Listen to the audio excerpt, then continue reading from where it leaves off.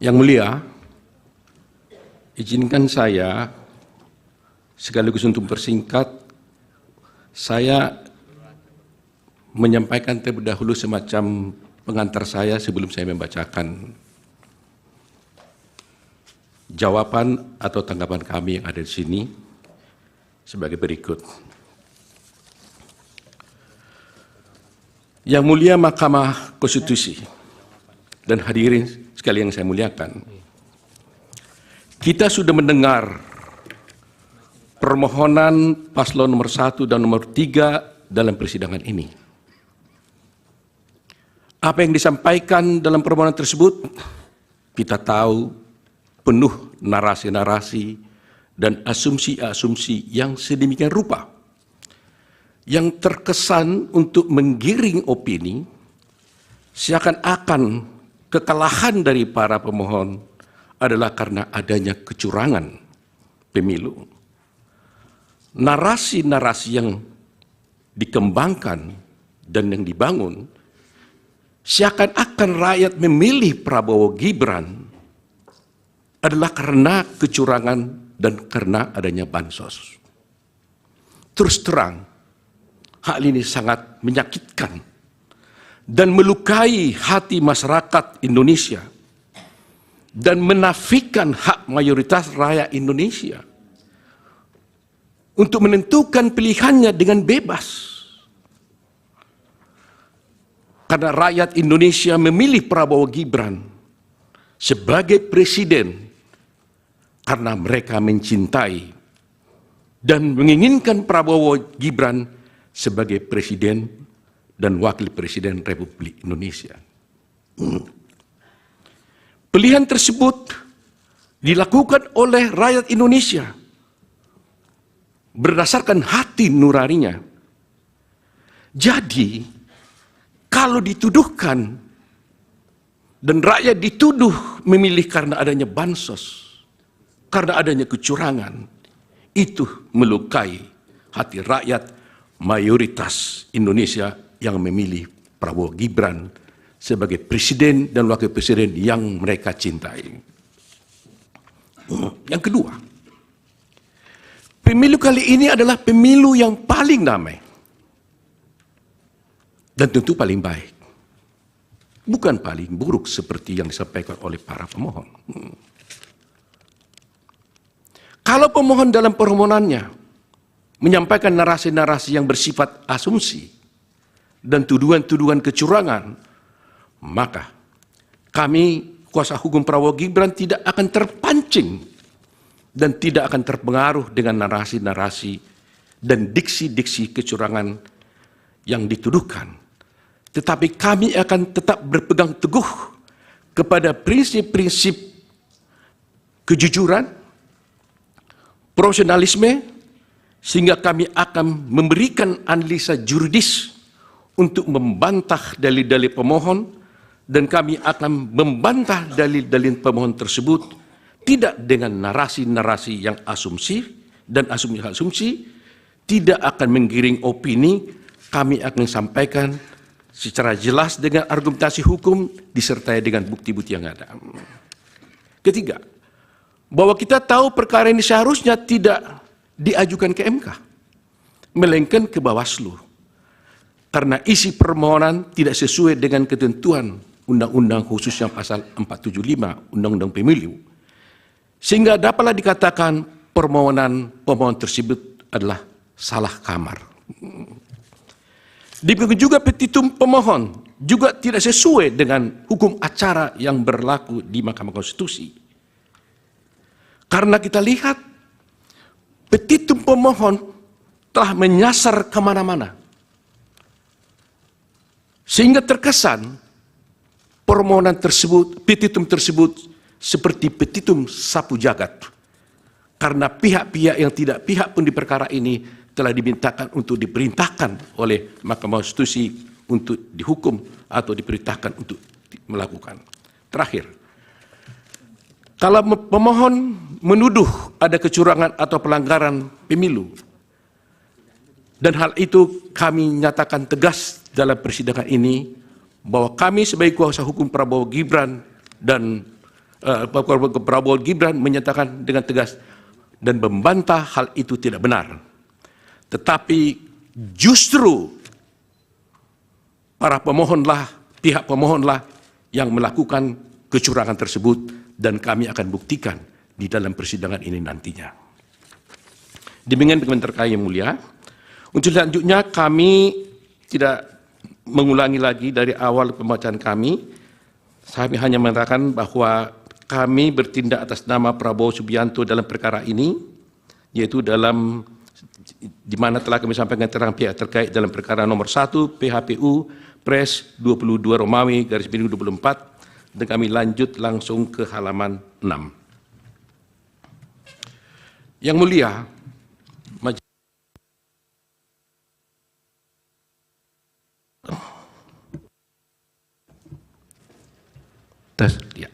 Yang mulia, pasal 6 ayat 3 Undang-Undang Dasar Republik Indonesia tahun 45 menyebutkan, yaitu di ayat 3, pasangan calon presiden dan wakil presiden yang mendapatkan suara lebih dari 50% dari jumlah suara dalam pemilihan umum dengan sedikitnya 20% suara di setiap provinsi yang tersebar di lebih dari setengah jumlah provinsi Indonesia dilantik menjadi presiden dan wakil presiden.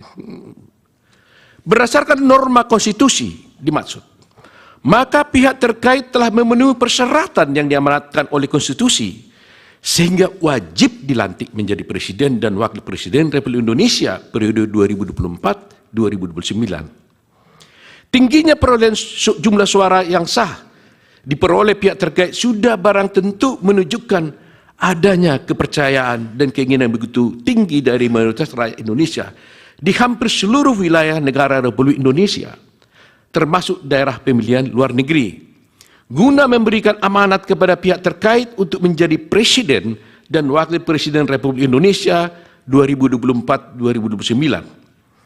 Rakyatlah yang dalam hal ini berdaulat menjadi penentu dari konsentrasi 3 pasangan calon presiden dan wakil presiden Indonesia, yang mana kami yakini ketiga pasangan calon adalah putra-putra terbaik yang dimiliki oleh bangsa Indonesia saat ini.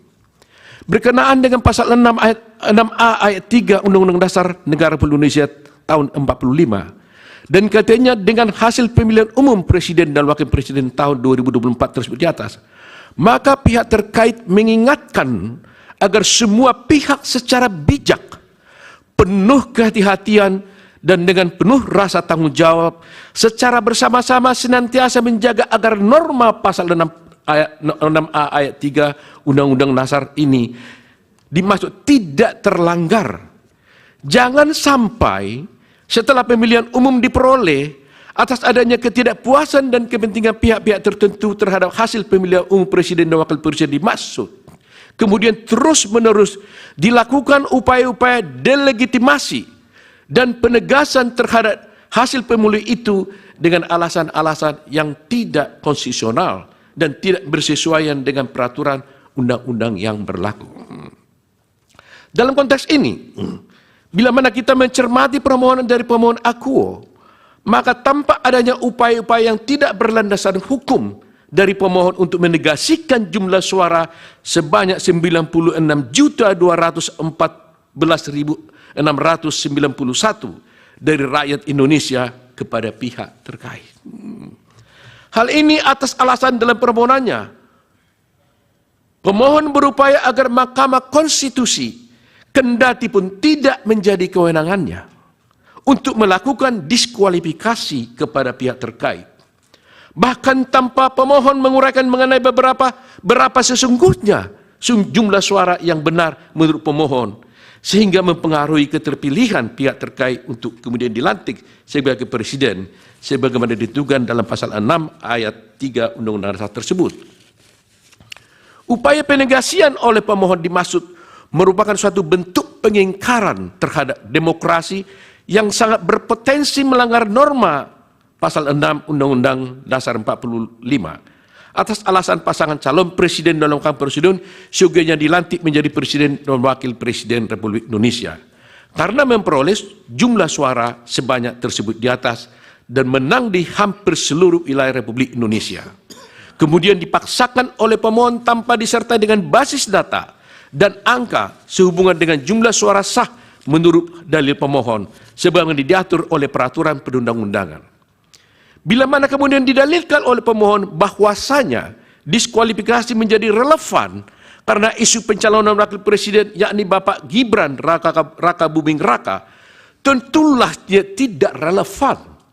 Atas alasan pencalonan Bapak Gibran Raka Buming Raka itu sendiri adalah didasarkan pada putusan Mahkamah Konstitusi nomor 90 garis miring PUU garis garing 21 garis 23, sehingga pemohon bukan lagi berhadapan dengan KPU atau termohon dan pihak terkait, tetapi dengan Mahkamah Konstitusi itu sendiri. Lebih-lebih pada kenyataannya, pemohon dan pasangan calon presiden dan wakil presiden juga ikut dalam kontestasi pemilihan presiden dan wakil presiden bersama-sama dengan Bapak Gibran selaku calon wakil presiden nomor 3. Namun setelah ditetapkan kalah oleh KPU dengan 1 putaran, malah pemohon meminta kepada Mahkamah Konstitusi untuk mendiskualifikasi pihak terkait, ya atau setidak-tidaknya Bapak Gibran Raka Buming Raka. Ini suatu sikap inkonsistensi yang nyata dan sebenarnya dari pemohon. Sebagaimana kita memahami, perkara yang sedang diperiksa dan diadili oleh Mahkamah Konstitusi sekarang ini adalah perkara perselisihan pemilihan umum yang menjadi kewenangannya sebagaimana diatur oleh pasal 24C Undang-Undang Dasar Republik Indonesia tahun 45 yang kemudian dirinci oleh pasal 10 ayat 1 huruf D Undang-Undang nomor 24 tahun 23 tentang Mahkamah Konstitusi, sebagaimana telah diubah beberapa kali dan terakhir dengan Undang-Undang nomor 7 tahun 2002, yaitu kami sebutkan Undang-Undang Mahkamah Konstitusi. Dan kemudian telah diejawantahkan pula pada berbagai peraturan perundangan lainnya yang berlaku. Bila mana kemudian kewenangan Mahkamah Konstitusi tersebut dikaitkan dengan konteks rezim pemilihan umum di Republik Indonesia, politik hukum dari pembentuk undang-undang, presiden dan DPR, sebagaimana dijawantahkan dengan Undang-Undang nomor 7 tahun 2017 tentang pemilihan umum, telah mengatur secara tegas dan jelas akan berbagai cara, penyelesaian, serta forum yang dipilih dan wajib ditempuh dalam hal terjadinya perselisihan sehubungan dengan pemilihan umum, baik dalam tahapan persiapan, penyelenggaraan, dan setelah dilakukannya pemilihan umum. Perlu kami ingatkan kembali bahwasanya untuk Undang-Undang Pemilu telah mengatur dengan tegas dan rinci berkenaan dengan eksistensi dan kewenangan badan-badan lembaga dan lembaga untuk menyelesaikan perselisihan yang berkaitan dengan pemilihan umum. Lembaga-lembaga itu ada yang merupakan kekuasaan kehakiman yang dijalankan oleh badan peradilan seperti peradilan umum untuk mengadili perkara pidana dalam penyelenggaraan pemilu yang sebelumnya telah diproses oleh Sentra Penegakan Hukum Terpadu atau Gakumdu yang terdiri dari unsur Bawaslu, Kepolisian Negara Republik Indonesia, Kejaksaan, kemudian tata usaha negara-negara untuk menyelesaikan adanya persoalan dan perselisihan yang berada dalam ruang lingkup administrasi dan proses-proses penyelenggaraan pemilu yang sebelumnya telah diproses melalui Bawaslu dan kepada Mahkamah Konstitusi untuk menyelesaikan perselisihan hasil pemilu. Selain daripada itu, Undang-Undang Pemilu juga telah secara tegas dan jelas memuat pengaturan mengenai lembaga-lembaga yang bersifat kuasi peradilan seperti Bawaslu dan kemudian dengan Dewan Kehormatan DKPP guna menangani pelanggaran kode etik oleh penyelenggara pemilu. Dengan adanya pembagian eksistensi dan kewenangan badan-badan lembaga peradilan dan kuasi peradilan tersebut di atas, maka tercipta pemilu yang teratur, adil, efektif, dan demokratis guna mengawal agenda ketatanegaraan dalam rangka pengisian jabatan-jabatan pada kekuasaan eksekutif dan legislatif yang tidak lama lagi akan berakhir masa jabatan dan tugasnya masing-masing. Sekarang yang menjadi pertanyaan adalah, apakah tepat bila mana pemohon membawa seluruh persoalan sehubungan dengan perselisihan pemilu baik yang berupa administrasi pemilu, pidana pemilu, pelanggaran kode etik penyelenggara pemilu, seluruhnya kepada Mahkamah Konstitusi yang kita tahu terbatas kewenangannya untuk mengadili perselisihan yang terkait dengan jumlah suara hasil pemilu. Lebih lagi, jangka waktu yang ditentukan oleh undang-undang untuk memutus suatu perkara perselisihan pemilu adalah hanya 16 hari. Asal dasar itu, hemat kami, permohonan akuo justru merupakan kemunduran dan suatu bentuk ketidakbijakan oleh pemohon yang berpotensi melanggar norma konstitusi dan peraturan perundangan yang berlaku, sekaligus mengabaikan adanya pengaturan penyelesaian perselisihan pemilu sebagai ditentukan oleh Undang-Undang Pemilu. Kalau semuanya perkara diajukan kepada pemilu, pertanyaan berikutnya adalah, apakah pemohon yang merasa telah terjadi berbagai kecurangan dan pelanggaran telah membawa permasalahan yang dihadapi pemohon sehubungan dengan kecurangan dan pelanggaran dalam proses pemilu kepada badan-badan peradilan sesuai kewenangannya terus di atas? Bila mana sudah, barang tentu badan-badan atau lembaga-lembaga itu telah atau sedang berproses, atau bahkan telah memutuskan sesuatu kepada pihak yang terlibat dalam sengketa dimaksud, termasuk juga kepada pemohon. Bila mana ternyata pemohon justru tidak membawa permasalahan dimaksud kepada badan-badan peradilan, maka artinya pemohon sendiri telah mengabaikan hak-hak hukumnya dalam masing-masing persoalan dimaksud.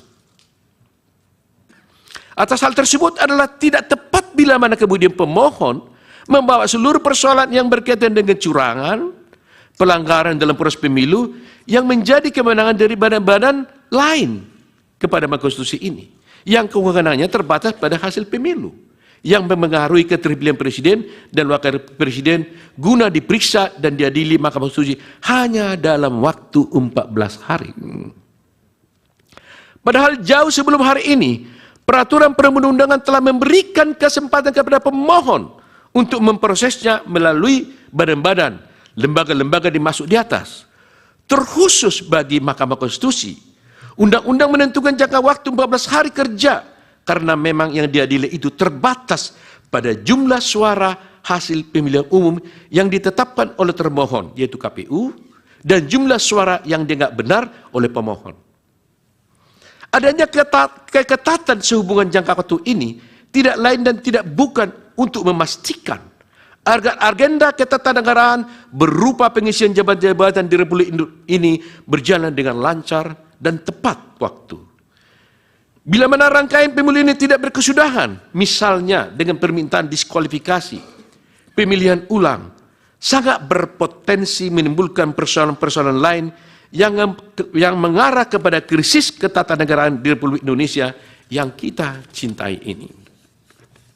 Kemudian daripada itu, apabila kemudian pemohon mendalilkan bahwa mekanisme hukum yang berlaku dalam hal penyelesaian tiap tahapan tersebut memakan waktu berbelit atau bahkan bisa melampaui tahapan-tahapan selanjutnya dalam pemilu itu sendiri, seyogianya dan sepatutnya hal ini dipermasalahkan dan dipersoalkan pemohon dalam forum yang terpisah.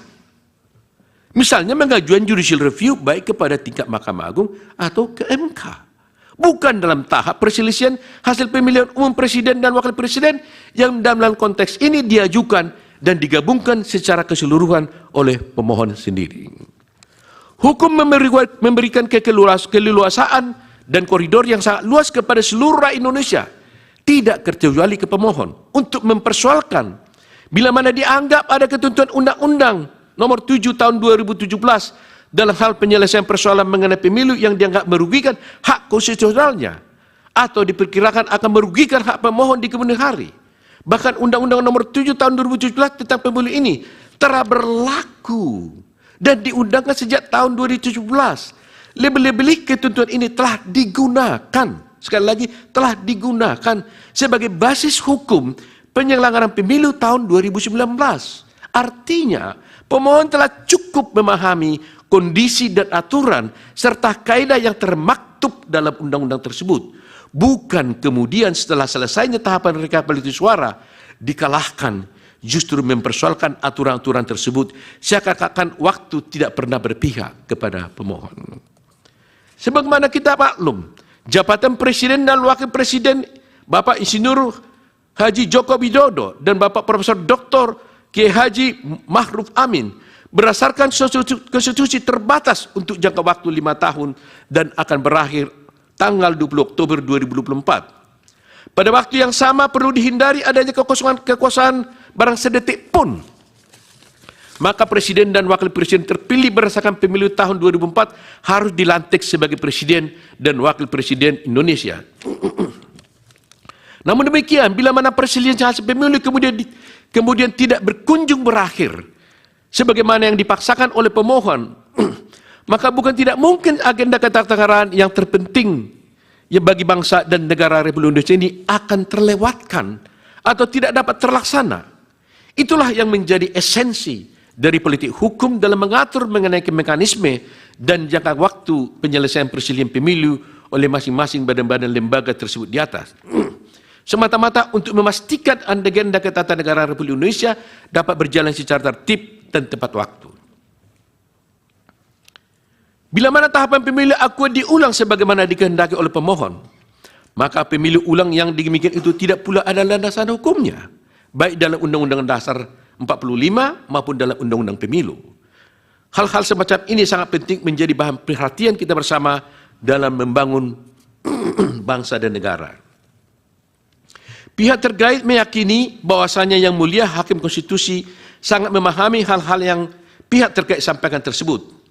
Kami pun meyakini bahwasanya Yang Mulia Konstitusi memiliki concern atau perhatian yang sama dengan kami.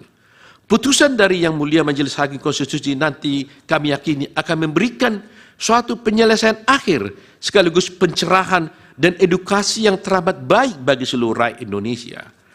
Adapun pihak terkait sangat meyakini bahwasanya rakyat Indonesia secara mayoritas telah menerima visi, misi, dan program yang disampaikan oleh pihak terkait.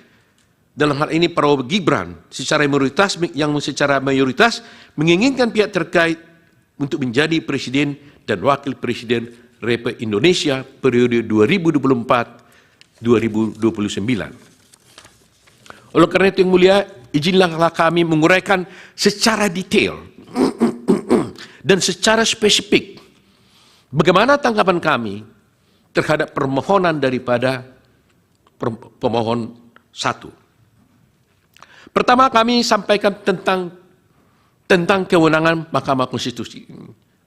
Di sini kami menyampaikan bahwa sesungguhnya Mahkamah Konstitusi tidak berwenang untuk mengadili perkara ini. Bahwa dalam permohonannya pemohon mendalilkan bahwa Mahkamah memiliki kewenangan untuk mengadili perkara akuo. Bahwa dalil pemohon tersebut adalah tidak benar dan tidak tepat. Justru sebaliknya, pihak terkait berpendapat bahwa Mahkamah tidak berwenang untuk mengadili perkara akuo yang akan kami uraikan dalam bentuk eksepsi sebagai berikut. Eksepsi absolut. Maksud kami eksepsi kompetensi absolut. Sejalan dengan prinsip negara hukum, maka negara berkewajiban untuk menyelenggarakan ketertiban hukum dengan berdasarkan dan berpedoman pada hukum. Keunggulan mutlak, the absolute predominance of the law, harus diwujudkan. Keunggulan mutlak hukum didasarkan pada kedaulatan hukum. Kedaulatan hukum merupakan dasar fundamental konsep negara hukum. Dengan kata lain, konsep negara hukum berakar dari paham kedaulatan hukum yang pada hakikatnya berprinsip bahwa kekuasaan tertinggi di dalam suatu negara adalah berdasarkan atas hukum. Dikaitkan dengan permohonan pemohon, yakni pasangan calon presiden dan wakil presiden. Ini kasus Anies Rashid Baswedan dan Muhaimin Iskandar. Maka kedaulatan hukum menunjuk pada aturan perundang-undangan, yakni Undang-Undang Nomor 7 Tahun 2017 tentang penetapan yang terakhir diubah dengan Undang-Undang Nomor 7 dan tidak saya bacakan lagi. Ditinjau dari aksiologi hukum konstitusi, sebagaimana dimasukkan dalam pasal 28D ayat 1 Undang-Undang Dasar 45 yang menyebutkan kepastian hukum yang adil, maka kepastian hukum dan keadilan merupakan satu kesatuan. Kepastian hukum yang menunjuk pada aspek prosedural harus dipatuhi dan ditaati. Kami ingin mengulangi frasa ini. Kepastian hukum yang menunjuk pada aspek prosedural harus dipatuhi dan ditaati. Menurut Idewa Gede Atmaja, Undang-Undang Dasar 45, mengikuti aksiologi hukum aliran hukum alam atau kodrat, dengan mengacu kepada nilai-nilai keadilan yang bersifat mendasar atau fundamental, dan aliran positivisme hukum dengan mengacu kepada nilai kepastian hukum yang menunjuk pada hukum formal, yaitu peraturan perundang-undangan. Dengan demikian, peraturan perundang-undangan baik secara formal maupun material harus mengandung kepastian dan keadilan. Pada keadilan prosedural diekspresikan dalam penerapan prosedur penyelesaian sengketa atau pengambilan suatu keputusan. Tolak ukurnya adalah ketaatan pada hukum acara. Saya ulangi lagi, ketaatan pada hukum acara. Pada keadilan hukum diekspresikan keadilan menurut undang-undang, dan keadilan ini berkenaan dengan penjatuhan terhadap peraturan perundangan yang dilanggar. Tolak ukur keadilan hukum adalah azas legalitas. Demikian juga pendapat dari Idewa Gede Atmaja dalam bukunya Filsafat Hukum, Dimensi Tematis dan Historis, Malang Setara Press, pada halaman sekian, tidak saya bacakan. Dalam perkara akuo, maka penerapan prosedur penyelesaiannya harus mengacu kepada ketaatan terhadap hukum acara. Salah satunya adalah perihal kompetensi sebagaimana diatur dalam Undang-Undang Pemilu. Disebutkan dalam Undang Pemilu, tepatnya dalam buku keempat yang mengatur tentang pelanggaran pemilu, sengketa proses pemilu, dan presisian hasil pemilu bab 1 pelanggaran pemilu, pada bagian ke-1 tentang penanganan temuan dalam pelanggaran pemilu, pada bagian kedua menyangkut tentang pelanggaran kode etik penyelenggaraan pemilu, pada bagian ketiga menyangkut tentang pelanggaran administrasi pemilu. Pasal 460 ayat 1 pemilu menyebutkan, pelanggaran administratif pemilu meliputi pelanggaran terhadap tata cara, prosedur, atau mekanisme yang berkaitan dengan administrasi pelaksanaan pemilu dalam setiap tahapan penyelenggaraan pemilu. Kemudian dalam ayat 2 disebutkan pelanggaran administratif sebagai dimaksud ayat 1 tidak termasuk tindak pidana pemilu pelanggaran kode etik. Berdasarkan ketentuan pasal 40 ayat 1 tersebut, maka diketahui bahwa pelanggaran administratif pemilu meliputi pelanggaran terhadap tata cara, prosedur, atau mekanisme yang berkaitan dengan administrasi pelaksanaan pemilu dalam setiap tahapan pemilu.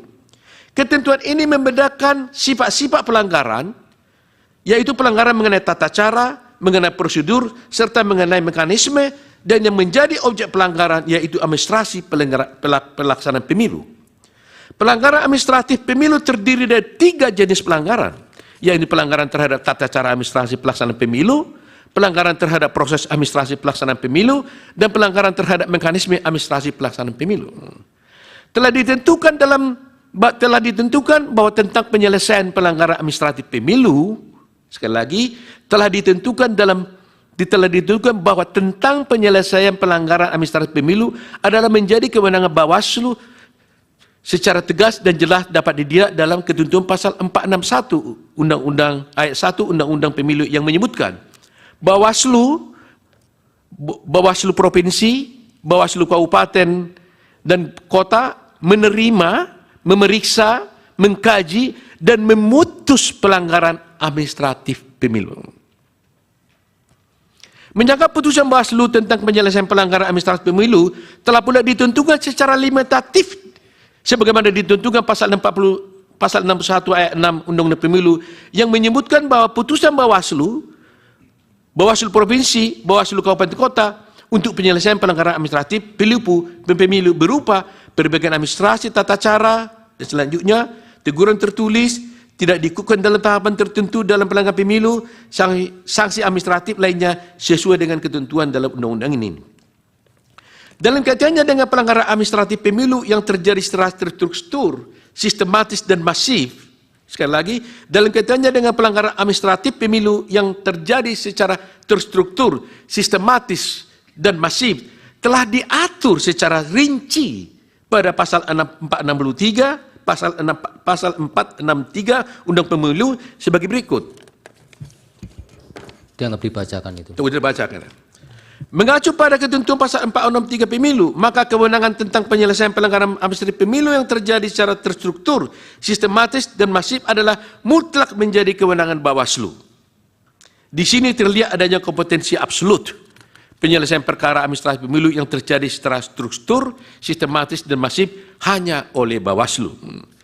Perihal kompetensi absolut menunjuk pada kewenangan atau kekuasaan mengadili perkara berdasarkan pembagian wewenang atau pembebanan tugas, attribution of authority. Menyangkut tentang pelanggaran administratif pemilu yang terjadi secara terstruktur sistematis, penjelasan 286 ayat 3 pemilu menyatakan, kami tidak bacakan. Tindakan pelanggaran secara terstruktur dan masif adalah perbuatan melawan hukum yang sungguh-sungguh terjadi. Onrecht in actu. Di sini selalu ada keterhubungan antara tindakan terstruktur dengan sistematis di satu sisi. Di sisi lain terjalin hubungan kausalitas antara tindakan terstruktur dan sistematis dengan terjadinya akibat yang bersifat tersebut, yang bersifat masif tersebut. Keberlakuan secara masif adalah sebagai akibat atau resultan dari terstruktur dan sistematisnya pelanggaran administrasi pemilu.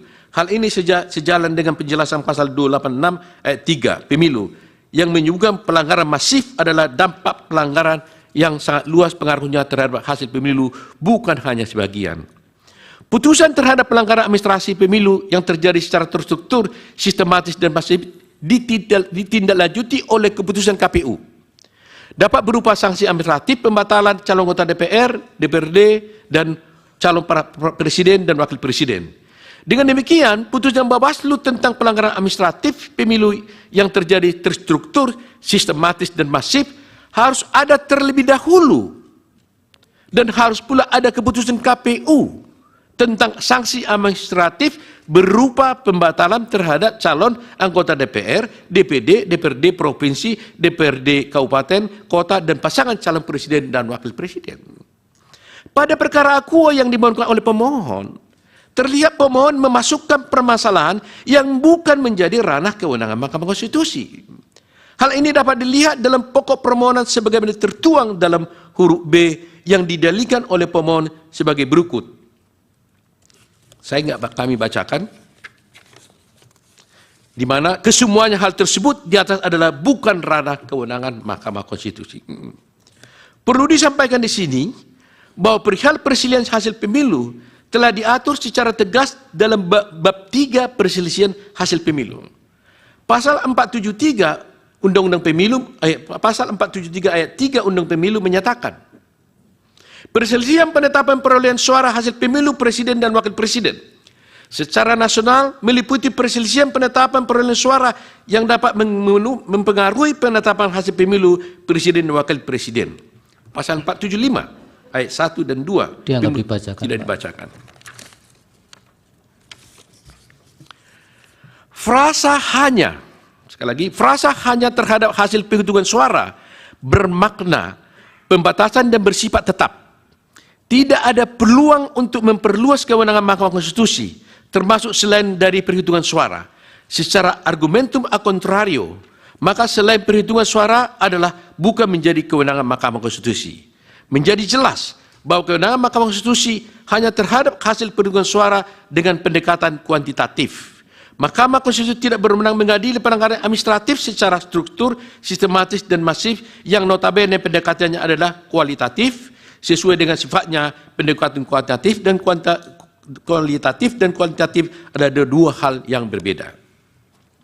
Dalam kaitannya dengan perkara akuo, pihak pemohon telah mempersamakan antara pelanggaran secara terstruktur, sistematis, dan masif dengan hasil perhitungan suara kuantitatif. Perlu disampaikan bahwa keadilan tidak absolut tentang adanya persamaan dan penyeragaman atas suatu hak. Dengan kata lain, keadilan juga menunjuk pada ketidaksamaan hak.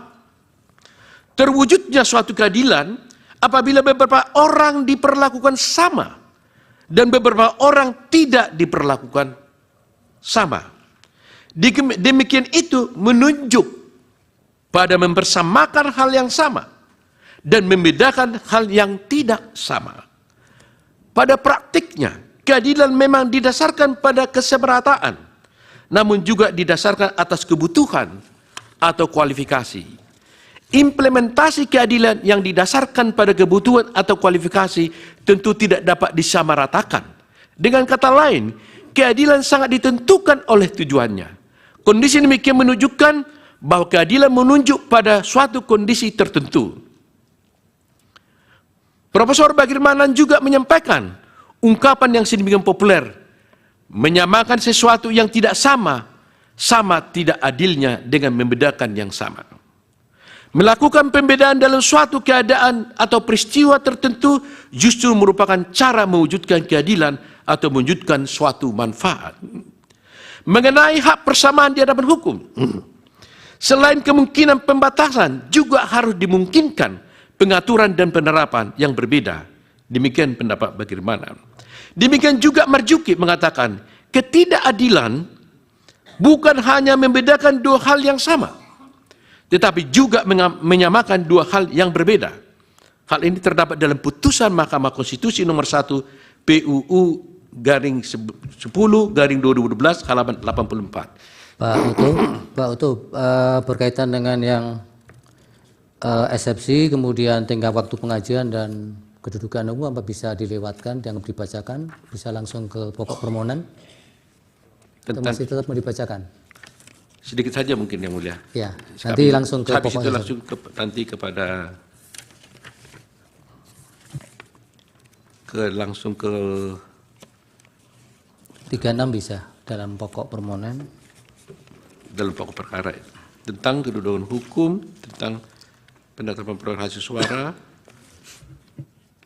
Ada lagi satu eksepsi formilnya mungkin. Silakan. Ya. Kalau begitu kami langsung saja kepada eksepsi yang saya simpulkan dulu dengan eksepsi absolut yang mulia.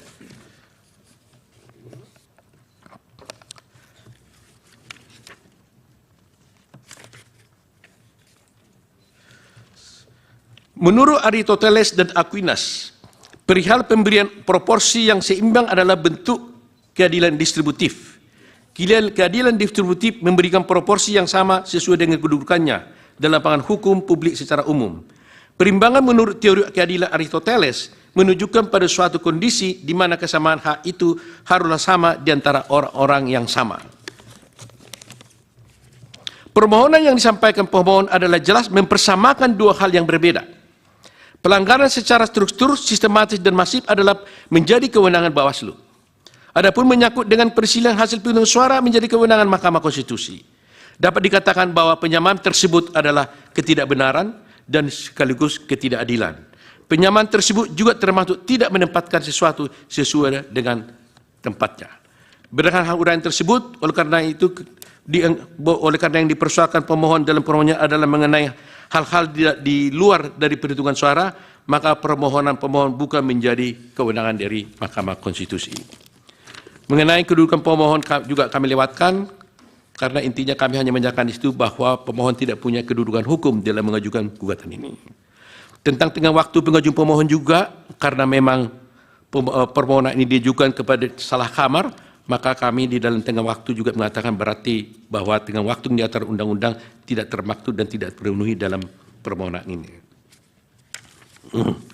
Kemudian permohonan kami langsungkan kepada permohonan tentang eksepsi cacat formil.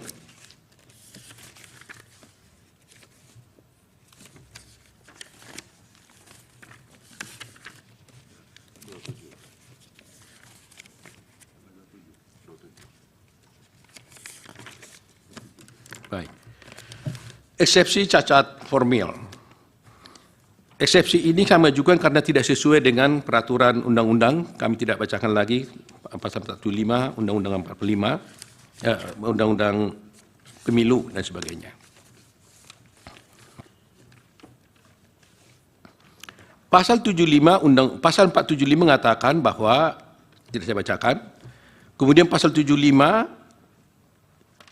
disebutkan dalam permohonan ini diajukan pemohon wajib menguraikan dengan jelas Jadi di sini ada aturan yang sudah baku di dalam pasal 75 Undang-Undang Mahkamah Konstitusi bahwa dalam permohonan yang diajukan pemohon wajib menguraikan dengan jelas tentang kesalahan hasil perhitungan suara yang diumumkan oleh pemilihan umum dan hasil perhitungan yang benar menurut pemohon. Permintaan untuk membatalkan hasil perhitungan suara yang diumumkan oleh komisi pemohon dan menetapkan hasil perhitungan suara yang benar menurut pemohon. Dalam hal ini, ternyata pemohon tidak pernah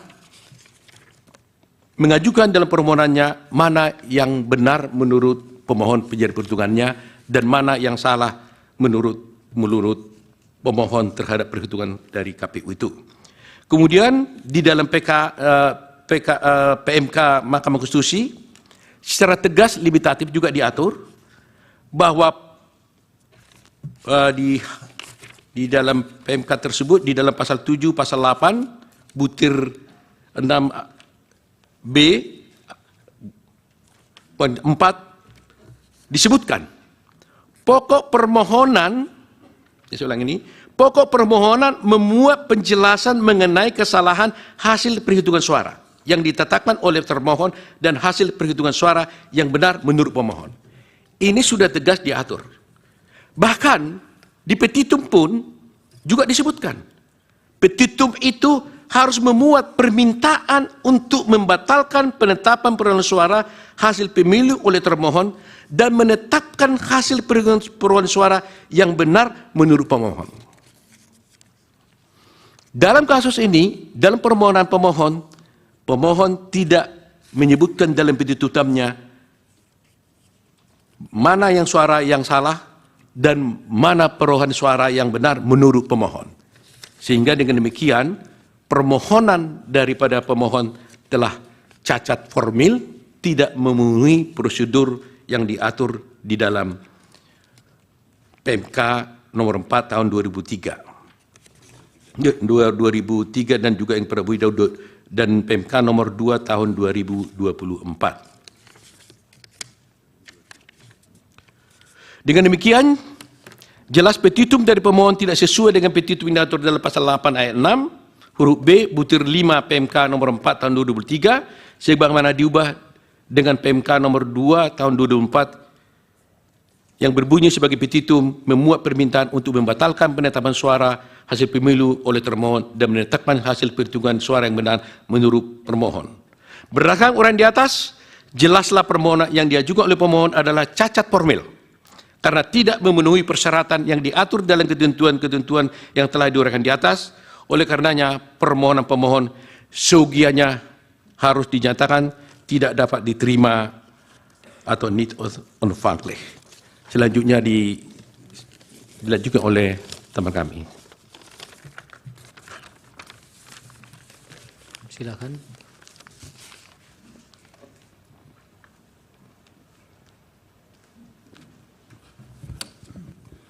Assalamualaikum warahmatullahi wabarakatuh. Waalaikumsalam. Shalom, Om Swastiastu, Namo Buddhaya. Majelis Hakim yang kami muliakan.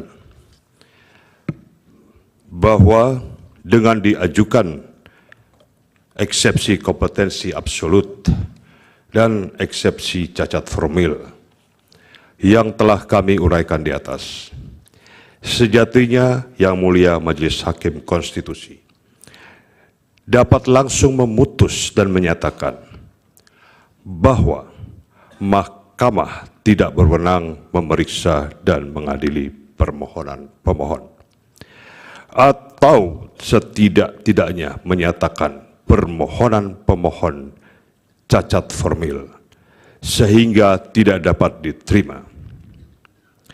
Namun demikian, sekiranya Yang Mulia Majelis Hakim Konstitusi berpandangan bahwa eksepsi yang diajukan oleh pihak terkait harus diputus di akhir persidangan bersama pokok perkara, maka pihak terkait akan menanggapi dalil-dalil permohonan pemohon dalam pokok perkara sebagai berikut.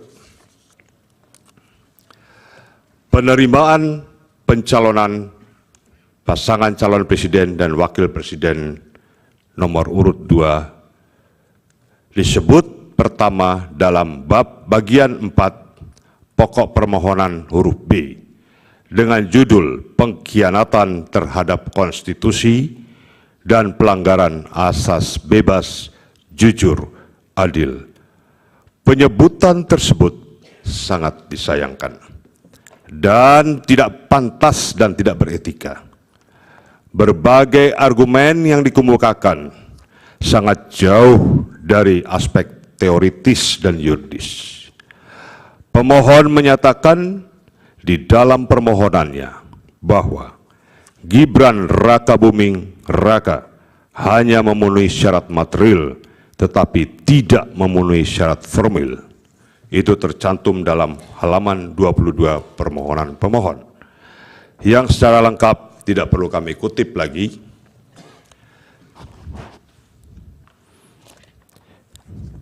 Atas dalil dari pemohon tersebut di atas, pihak terkait berpendapat bahwa pemohon dipandang atau kami pandang tidak mengerti dan tidak atau setidaknya mendalilkan sesuatu yang tidak relevan. Penerimaan calon, pasangan calon nomor urut 2 oleh KPU telah berkekuatan hukum tetap. Namun pihak pemohon mengkaitkan dengan putusan DKPP. Padahal putusan DKPP tersebut sejatinya berbeda. Sesuai dengan penamaannya, DKPP adalah Dewan Kehormatan Penyelenggara Pemilu, merupakan lembaga yang bertugas menangani pelanggaran kode etik penyelenggara pemilu.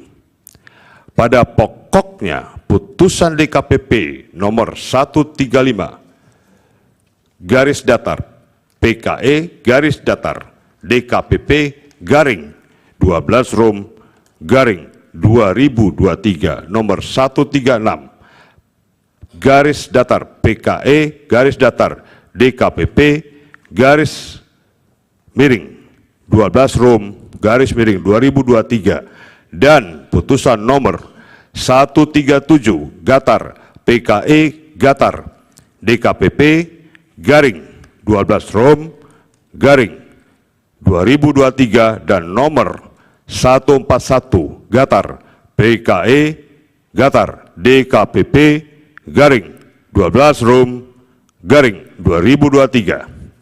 Putusan DKPP tersebut terkait dengan pengaduan atas tindakan KPU RI dalam menerima pencalonan pihak terkait sebagai calon presiden dan wakil presiden, terutama terkait tindakan KPU RI dalam menerima pendaftaran pencalonan Gibran Rakabuming Raka sebagai calon presiden pihak terkait. Bahwa putusan, kami ulangi, terutama terkait tindakan KPU RI dalam menerima pendaftaran pencalonan Gibran Rakabuming Raka sebagai calon wakil presiden pihak terkait pasca putusan Mahkamah Konstitusi nomor 90 garing PUU Gatar 21 garing 2023. Bahwa putusan DKPP justru menegaskan bahwa KPU harus melaksanakan putusan Mahkamah Konstitusi tersebut, karena putusan Mahkamah Konstitusi bersifat erga omnes. Dalam pertimbangan hukumnya, halaman 188 alinea ke-7, DKPP telah menegaskan, kami tidak perlu bacakan, dalam pertimbangan hukum di atas telah jelas dan tegas DKPP hanya mempermasalahkan tindakan KPU RI yang tidak segera menyusun rancangan perubahan peraturan KPU nomor 19 tahun 2023 tentang pencalonan peserta pemilu presiden dan wakil presiden sebagaimana tindak lanjut putusan Mahkamah Konstitusi nomor 90 garing PUU Gatar 21 garing 2023, melainkan KPU RI justru menerbitkan surat nomor 1145 garing PL.01 Gatar SD garing 05/2023 perihal tindak lanjut putusan Mahkamah Konstitusi nomor 90 PUU Gatar 21 garing 2023 tertanggal 17 Oktober 2023.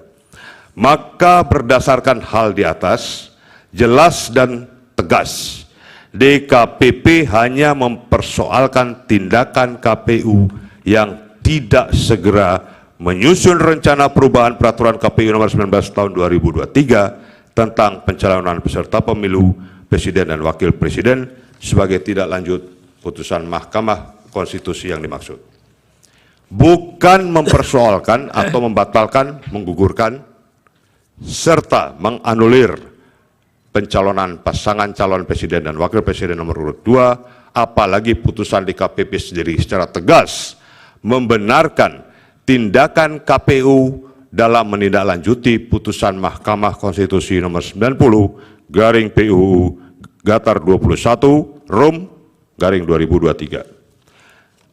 Bahwa berdasarkan pertimbangan putusan DKPP di atas, secara tegas terbukti bahwa putusan DKPP tersebut tidak pernah menggugurkan pencalonan presiden dan wakil presiden, tetapi memutuskan tindakan KPU dalam menerima pendaftaran Gibran Raka Buming Raka merupakan kewajiban yang harus dilaksanakan KPU untuk menjalankan putusan Mahkamah Konstitusi 90.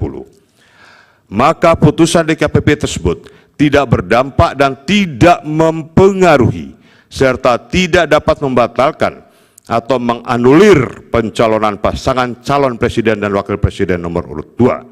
Apalagi putusan DKPP sendiri secara tegas membenarkan tindakan KPU dalam menindaklanjuti putusan Mahkamah Konstitusi nomor 90. Mengenai sahnya penerima pencalonan pasangan calon nomor urut 2, KPU justru telah diakui sendiri oleh pemohon. Hal ini terlihat dari pemohon yang mengikuti seluruh rangkaian pemilu yang diselenggarakan oleh KPU, antara lain mengikuti tahapan pengambilan nomor pasangan calon presiden dan calon wakil presiden, serta tahapan debat calon presiden dan wakil presiden yang telah 5 kali digelar oleh KPU dan diikuti oleh seluruh pasangan calon presiden dan wakil presiden termasuk oleh pemohon.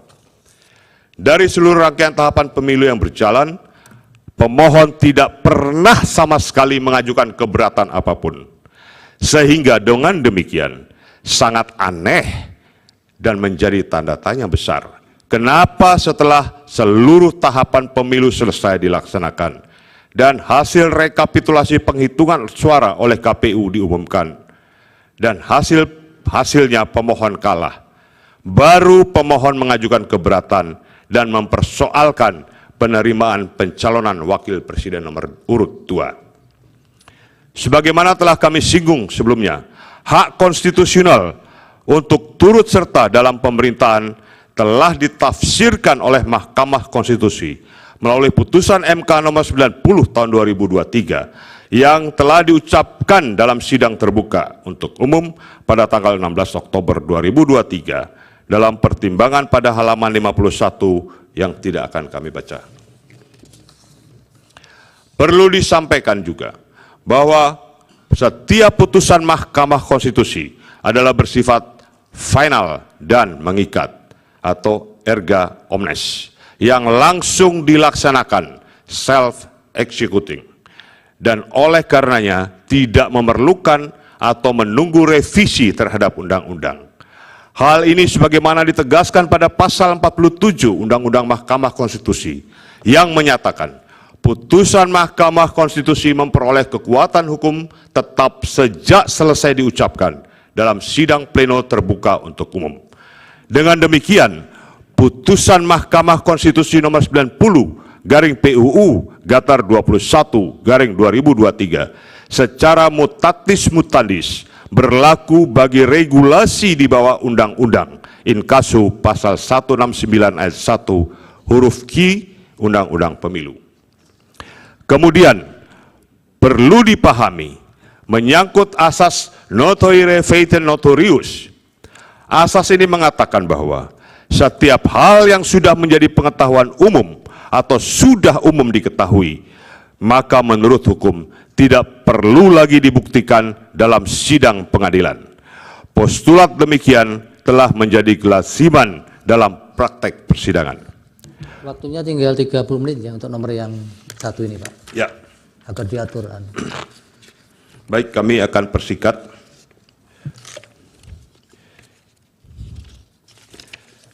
Mungkin selebihnya menjadi bagian yang Dianggap tidak dibacakan, terpisahkan Pak. dari jawaban kami.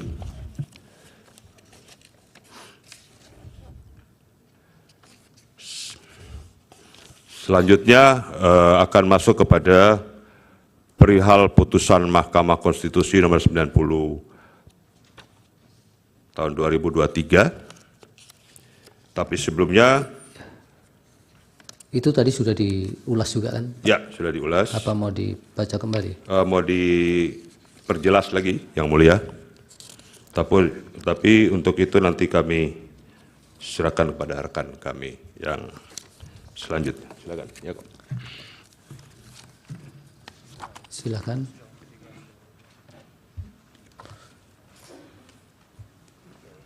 Selanjutnya dipandu Yang Mulia Pak Wakil ya, Prof. Saldi. Mohon dibantu. Tes. Silakan dilanjutkan. Mohon izin melanjutkan, Yang Mulia Majelis Hakim. Perihal putusan Mahkamah Konstitusi nomor 90 garing PUU strip 21 Romawi garing 2023 untuk selanjutnya akan kami sebut dengan putusan MK nomor 90. Pemohon mendalilkan bahwa adanya Mohon maaf, intervensi. Dilanjutkan ke dalil pelanggaran prosedur saja di halaman 56. Baik. Kalau putusan 90 sudah clear ya. Baik, sudah dianggap- ulang-ulang maksudnya. Baik Yang Mulia, dianggap Silakan. telah dibacakan. Kemudian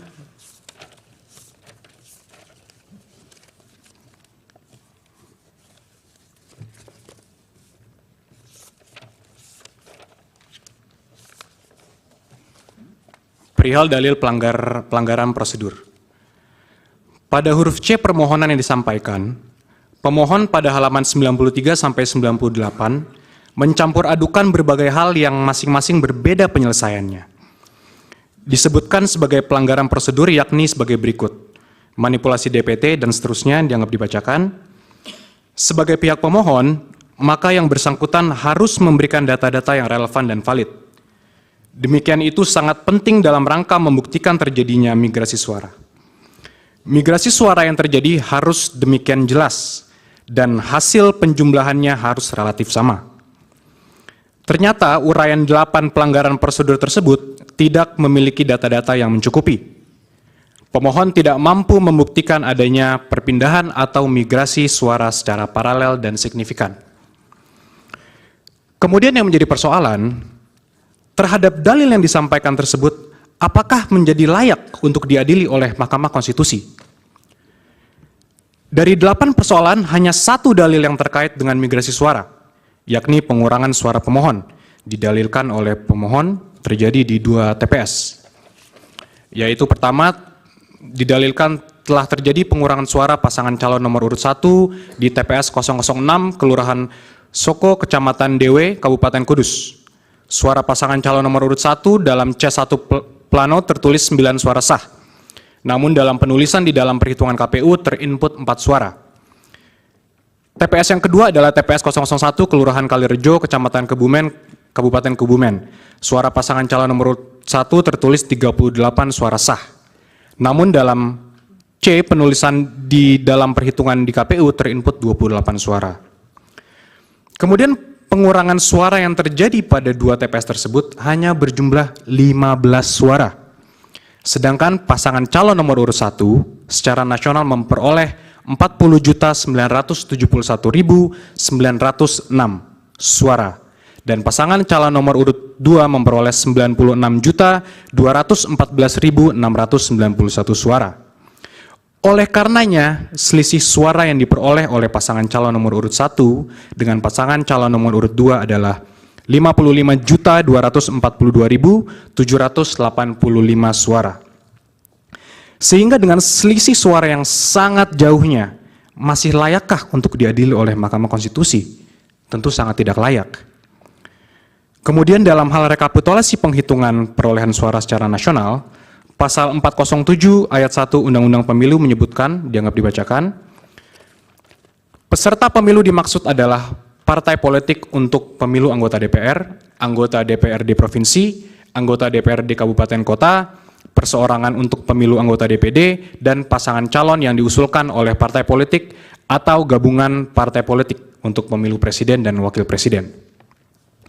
Mengacu pada ketentuan pasal 407 ayat 1 Undang-Undang Pemilu, maka dugaan terjadinya pelanggaran, penyimpangan, dan atau kesalahan dalam pelaksanaan rekapitulasi perhitungan perolehan suara secara nasional menjadi kewenangan Bawaslu. Dengan demikian terhadap dugaan terjadinya pelanggaran, penyimpangan, dan atau kesalahan dalam pelaksanaan rekapitulasi perhitungan perolehan suara, kalaupun benar ada kuat non, harus diselesaikan hanya, sekali lagi, hanya oleh Bawaslu, bukan oleh Mahkamah Konstitusi. Selanjutnya, pemohon mendalilkan dalam permohonannya, kami anggap telah dibacakan, ada 19 poin yang mulia. Dapat kami sampaikan bahwa seluruh dalil tersebut adalah tidak benar dan tidak terbukti kebenarannya. Dan seandainya pun benar ada kuat non, tidak terbukti pula ada kaitannya atau hubungannya dengan signifikansi perolehan suara yang diperoleh oleh pasangan calon nomor urut 2. Artinya, perbuatan-perbuatan tersebut seandainya pun ada kuat non, tidak dapat dibuktikan ada hubungan kausal atau pengaruh dengan perolehan suara yang diperoleh oleh pasangan calon nomor urut 2. Terlebih lagi, kesemua hal tersebut di atas tidak dapat dibuktikan secara terstruktur, sistematis, dan masif. Dalil-dalil permohonan tersebut di atas hanyalah merupakan tuduhan-tuduhan yang tidak berdasar dengan menggunakan narasi-narasi yang di dalamnya terkandung diksi-diksi curang dan menyesatkan, semata-mata hanya untuk menggiring opini dengan tujuan mendegradasi terpilihnya pasangan calon nomor urut 2. Tuduhan-tuduhan tersebut adalah tuduhan yang sangat menyakitkan karena telah menafikan hak mayoritas rakyat Indonesia untuk menentukan pilihannya memilih pasangan Prabowo Gibran yang begitu dicintai dan diharapkan oleh mayoritas rakyat Indonesia sebagai presiden dan wakil presiden Indonesia. Hal ini terlihat dari besarnya jumlah suara yang diberikan oleh rakyat kepada pasangan Prabowo Gibran, yaitu sebanyak 96.214.691 suara, atau setara dengan 58,58%. Oleh karena itu, dapat disimpulkan bahwa pihak pemohon tidak pada tempatnya mendalilkan dan memohon mendiskualifikasi pasangan calon Prabowo Gibran sebagai calon presiden dan wakil presiden kepada Mahkamah Konstitusi, karena hal tersebut menjadi kewenangan Bawaslu. Hanya ada satu kewenangan Mahkamah Konstitusi dalam sengketa pemilu presiden dan wakil presiden, yakni terhadap hasil perhitungan suara yang mempengaruhi penentuan terpilihnya pasangan calon atau penentuan untuk dipilih kembali pada pemilu presiden dan wakil presiden sesuai pasal 475 ayat 2 Undang-Undang Pemilu. Bagian berikutnya yang mulia, kami masuk kepada dugaan pelanggaran yang dilakukan oleh pemohon. Dalil-dalil pemohon terkait tuduhan pelanggaran yang dilakukan pihak terkait hanyalah merupakan tuduhan-tuduhan yang tidak berdasar dengan menggunakan narasi-narasi yang di dalamnya terkandung diksi-diksi curang dan menyesatkan semata-mata hanya untuk menggiring opini dengan tujuan mendegradasi terpilihnya pasangan calon nomor urut 2. Adapun yang sebenarnya terjadi, justru pemohonlah yang tercatat diduga melakukan berbagai pelanggaran pemilu berdasarkan data Bawaslu sebagai berikut. Kami izin hanya membacakan mungkin 2 saja yang mulia, total ada 36 laporan. Ya, silakan. Yang pertama, laporan terhadap paslon 01 di KPU RI tanggal 14 November 2023 atas pelanggaran pasal 27 ayat 1 Peraturan KPU nomor 20 tahun 2023. Yang kedua ada lagi laporan terhadap Cawapres paslon 01 di Smesco Convention Hall, Jakarta Selatan, DKI Jakarta tanggal 29 November 2023 atas pelanggaran pasal 28 ayat 1 huruf C dan D Undang-Undang Pemilu dan pasal 72 ayat 1 huruf C dan D Peraturan KPU nomor 20 tahun 2023. Itu 2 dari total 36 dugaan terjadinya pelanggaran yang kami anggap telah dibacakan, yang mulia. Ya, lanjut halaman 69 huruf E.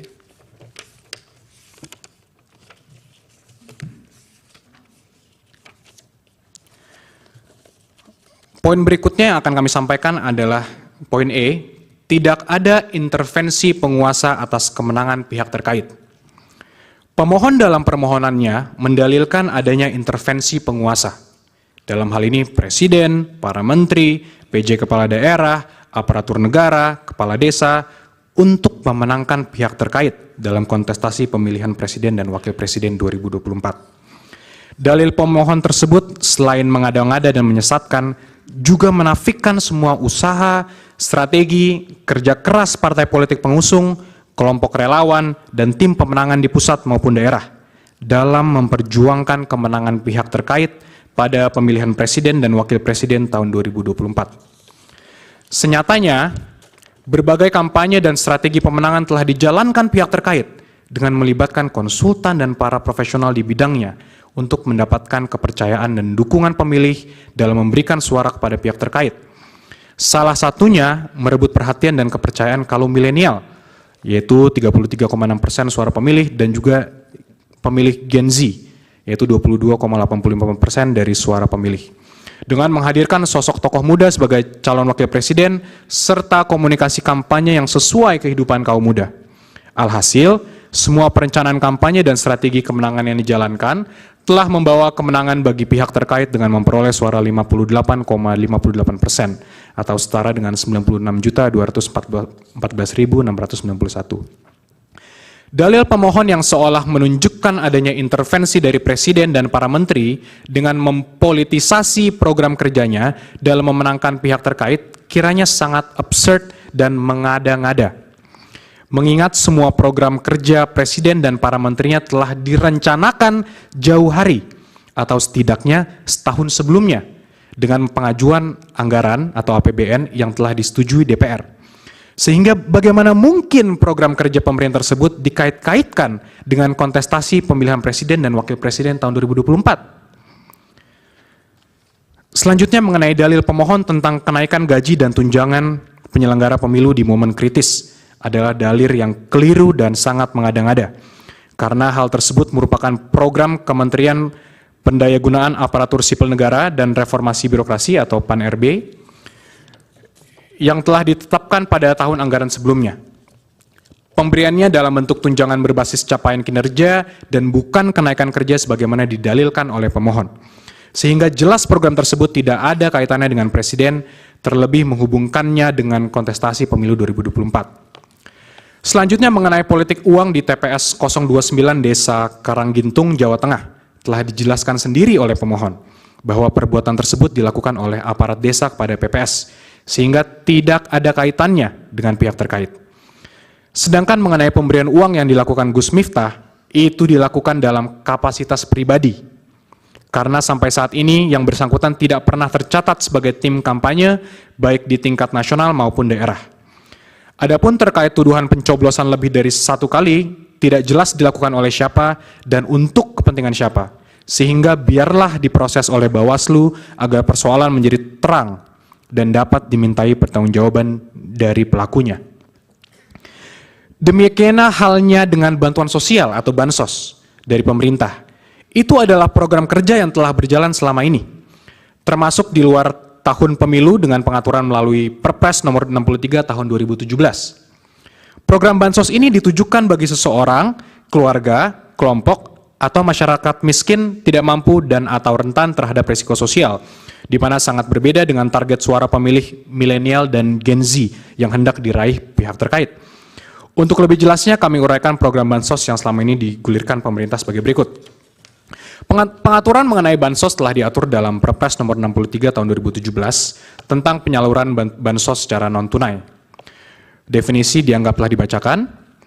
Bansos dapat diberikan apabila terjadi potensi kerentanan sosial yang ditanggung oleh seseorang, keluarga, kelompok, dan atau masyarakat sebagai dampak krisis sosial, krisis ekonomi, krisis politik, fenomena alam, dan bencana yang jika tidak diberikan bansos akan semakin terpuruk. dan tidak dapat hidup dalam kondisi wajar sebagaimana dalam pasal 1 angka 2 Perpres 63 tahun 2017 yang definisinya dianggap telah dibacakan. Dari definisi dan persyaratan yang diatur tersebut secara limitatif, pemerintah dapat mengeluarkan bansos bila terjadi adanya peristiwa yang dapat menimbulkan potensi kerentanan sosial dari adanya fenomena alam atau bencana yang tidak diberikan bansos akan semakin terpuruk bagi rakyat. Hal ini merupakan pelaksanaan pasal 28A Undang-Undang Dasar tahun 1945, di mana negara memiliki kewajiban untuk memenuhi hak dasar warga negaranya. Selanjutnya, berdasarkan pada data BNPB, Indonesia mengalami fenomena alam dan bencana yang terjadi sebanyak 331 bencana banjir, atau sekitar 44% dari total kejadian bencana yang terjadi pada periode Januari hingga Maret 2023, yang berdampak gagal panen akibat banjir, dengan total lahan sekitar 54.000 hektar pada 136 kabupaten kota di 20 provinsi. Dengan adanya fenomena alam atau banjir yang terjadi di 136 kabupaten kota pada 20 provinsi, maka akan berdampak pada keberlangsungan hidup rakyat yang berdampak gagalnya panen akibat banjir. Presiden sebagai pemimpin tertinggi haruslah sensitif dan prihatin untuk secara tepat dan tegas untuk mengeluarkan kebijakan dalam bentuk bantuan sosial kepada rakyatnya. Oleh karena itu, Presiden diberikan kewenangan oleh undang-undang untuk melakukan perubahan APBN sebagaimana dalam pasal 20 ayat 1 huruf F Undang-Undang APBN tahun 2024. Berdasarkan aturan hukum tersebut, pasal 20 Undang-Undang APBN tersebut, Presiden dapat melakukan perubahan anggaran belanja negara terkait adanya penanggulangan bencana, sehingga tindakan Presiden Jokowi telah sesuai hukum dengan melakukan perubahan anggaran belanja negara dikarenakan adanya bencana banjir yang berdampak pada gagalnya panen yang terjadi pada 54.000 hektar lahan pertanian dan akan mengancam keberlangsungan hidup rakyat Indonesia. Dalil permohonan pemohon yang mempermasalahkan penggunaan bansos untuk pemenangan pihak terkait yang dilakukan Presiden Jokowi seharusnya menggunakan instrumen-instrumen hukum terkait kepemiluan. Sejak berlakunya Undang-Undang Nomor 7 Tahun 2017 tentang Pemilu, telah ada pembagian kewenangan dalam rezim kepemiluan. Jenis pelanggaran administrasi pemilu dan sengketa proses pemilu yang merupakan kewenangan dari Bawaslu, pelanggaran pidana pemilu merupakan kewenangan Gakumdu, dan sebuah lembaga yang memeriksa dan mengadili pelanggaran etik penyelenggara pemilu melalui DKPP. Serta perselisihan hasil pemilu merupakan kewenangan dari Mahkamah Konstitusi. Bila berkaca pada pembagian kewenangan dalam rezim kepemiluan dihubungkan dengan dalil permohonan pemohon tersebut, maka dalil tersebut dapat dikategorikan sebagai pelanggaran pemilu bila hal tersebut terbukti sebagai pelanggaran pemilu. Hal ini berdasarkan pada pasal 283 ayat 1 Undang-Undang Pemilu yang dianggap telah dibacakan. Dari uraian di atas, pelanggaran pemilu dapat dilihat dari definisinya dalam pasal 1 angka 31 per Bawaslu nomor 8 2022 dianggap telah dibacakan, sehingga bila pemohon yang mendalilkan adanya pelanggaran pemilu, maka pemohon dapat melaporkan pelanggaran tersebut kepada Bawaslu untuk dapat mengkualifisir apakah sebagai pelanggaran pemilu atau pidana pemilu. Berdasarkan hasil kualifisir tersebut, Bawaslu akan mendistribusikan kasus sengketa pemilu ke Dewan Kehormatan Penyelenggara Pemilu, KPU, Peradilan Umum, ataukah Peradilan Tata Usaha Negara. Pemohon secara kasat mata telah mencampur adukan antara pelanggaran pemilu dengan perselisihan hasil pemilu. Dengan catatan, itu pun kalau pelanggaran pemilu yang didalilkan dapat dibuktikan secara sah dan meyakinkan. Tapi senyatanya dari pemohon belum ada satupun yang mengajukan laporan ke Bawaslu terkait adanya dugaan pelanggaran pemilu yang dilakukan Presiden yang memberikan bantuan sosial kepada rakyat akibat adanya peristiwa fenomena alam atau banjir yang terjadi di 136 kabupaten kota pada 20 provinsi. Dilanjut ke huruf L, halaman 76, kesimpulan semuanya itu. Baik, Yang Mulia. Maka berdasarkan peraturan perundang-undangan yang telah diuraikan di atas, terkait adanya program penggunaan bansos oleh Presiden telah sesuai dengan peraturan perundang-undangan, yaitu berdasarkan pasal 20 ayat 1 huruf F Undang-Undang APBN tahun 2024, Jungto Perpres 63 tahun 2017, serta didukung dengan adanya peristiwa fenomena alam atau bencana banjir yang terjadi di 136 kabupaten kota pada 20 provinsi dari 331 bencana banjir atau sekitar 44% dari total kejadian bencana yang terjadi pada periode Januari hingga Maret 2023 yang berdampak gagal panen akibat banjir berdasarkan data BNPB. Sebagaimana telah kami singgung pada bagian pendahuluan, program Bansos merupakan amanat konstitusi yang bertujuan untuk sebesar-besarnya kemakmuran rakyat, yang mana sepanjang program Bansos dimaksud kemudian secara normatif telah dimasukkan ke dalam kerangka APBN yang dibahas dan disepakati bersama antara pemerintah, DPR RI, maka hal-hal lebih lanjut dan teknis dalam penyalurannya ialah menjadi open legal policy dari pemerintah. Dalil pemohon yang menyatakan Presiden melakukan 16 kali kunjungan selama 4 bulan pada kantong-kantong suara rendah Prabowo di tahun 2014 dan 2019 kiranya mengada-ngada dan menyesatkan publik. Adapun sebagaimana pemberitaan di berbagai media, kunjungan Presiden dan menterinya dalam kurun waktu tersebut berkaitan dengan penyaluran bansos terhadap masyarakat berdampak banjir dan fenomena El Nino yang terjadi di daerah tersebut, yang diantaranya berdampak gagal panen dan sebagainya. Wilayah kunjungan tersebut bukanlah kantong-kantong suara rendah Prabowo di tahun 2014 dan 2019. Sehingga dalil yang dikemukakan pemohon jelas mengada-ngada dan ilusoir semata.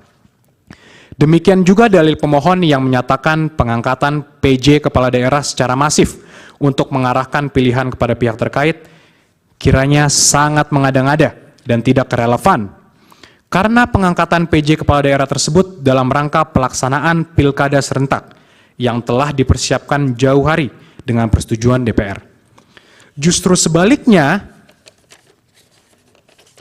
dari beberapa dokumen terbukti bahwa beberapa orang PJ Kepala Daerah yang telah memberikan dukungan kepada pasangan calon presiden dan wakil presiden nomor urut 1 maupun pasangan calon presiden dan wakil presiden nomor urut 3 dengan uraian sebagai berikut. Pertama, adanya fakta integritas yang ditantangani oleh PJ Bupati Sorong untuk memenangkan paslon nomor urut 3 dalam kontestasi pemilihan umum presiden tahun 2024.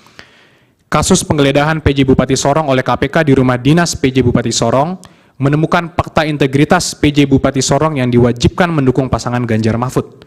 Kemudian adanya keterlibatan BIN sebagaimana beredarnya video pencoblosan surat-suara di luar waktu pemilihan yang terjadi di PPLN Kuala Lumpur dan persoalan DPT di Kuala Lumpur yang diduga melibatkan unsur-unsur dari BIN. Waktunya tinggal 7 menit ya. Baik, Yang Mulia. Kemudian satu lagi kami berikan contoh. Keterlibatan PJ Bupati Kampar yang bersikap tidak netral dan mendukung serta memenangkan pasangan calon presiden dan wakil presiden nomor urut 1 dengan cara meminta melibatkan para kepala desa di wilayah Kampar untuk memilih pasangan calon presiden wakil presiden nomor urut 1 serta memilih calon legislatif dari partai pendukung pasangan calon presiden dan wakil presiden nomor urut 1. Dan kemudian PJ Bupati Kabupaten Kampar telah dicopot oleh Menteri Dalam Negeri sebagaimana surat keputusan Menteri Dalam Negeri nomor 100.2.1.3 strip 6598 tahun 2023 tentang pemberhentian dan pengangkatan pejabat Bupati Kampar. Selebihnya kami anggap telah dibacakan, Yang Mulia.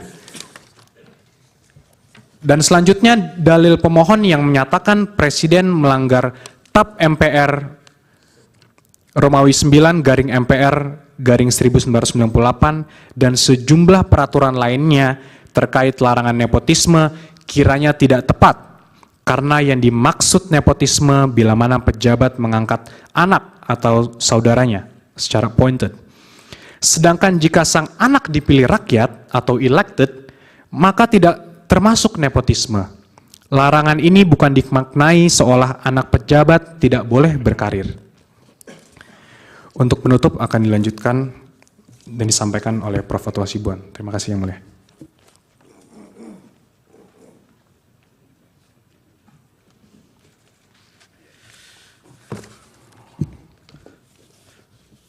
Yang Mulia, Mahkamah Konstitusi, kami sampaikan penutup sebagai berikut.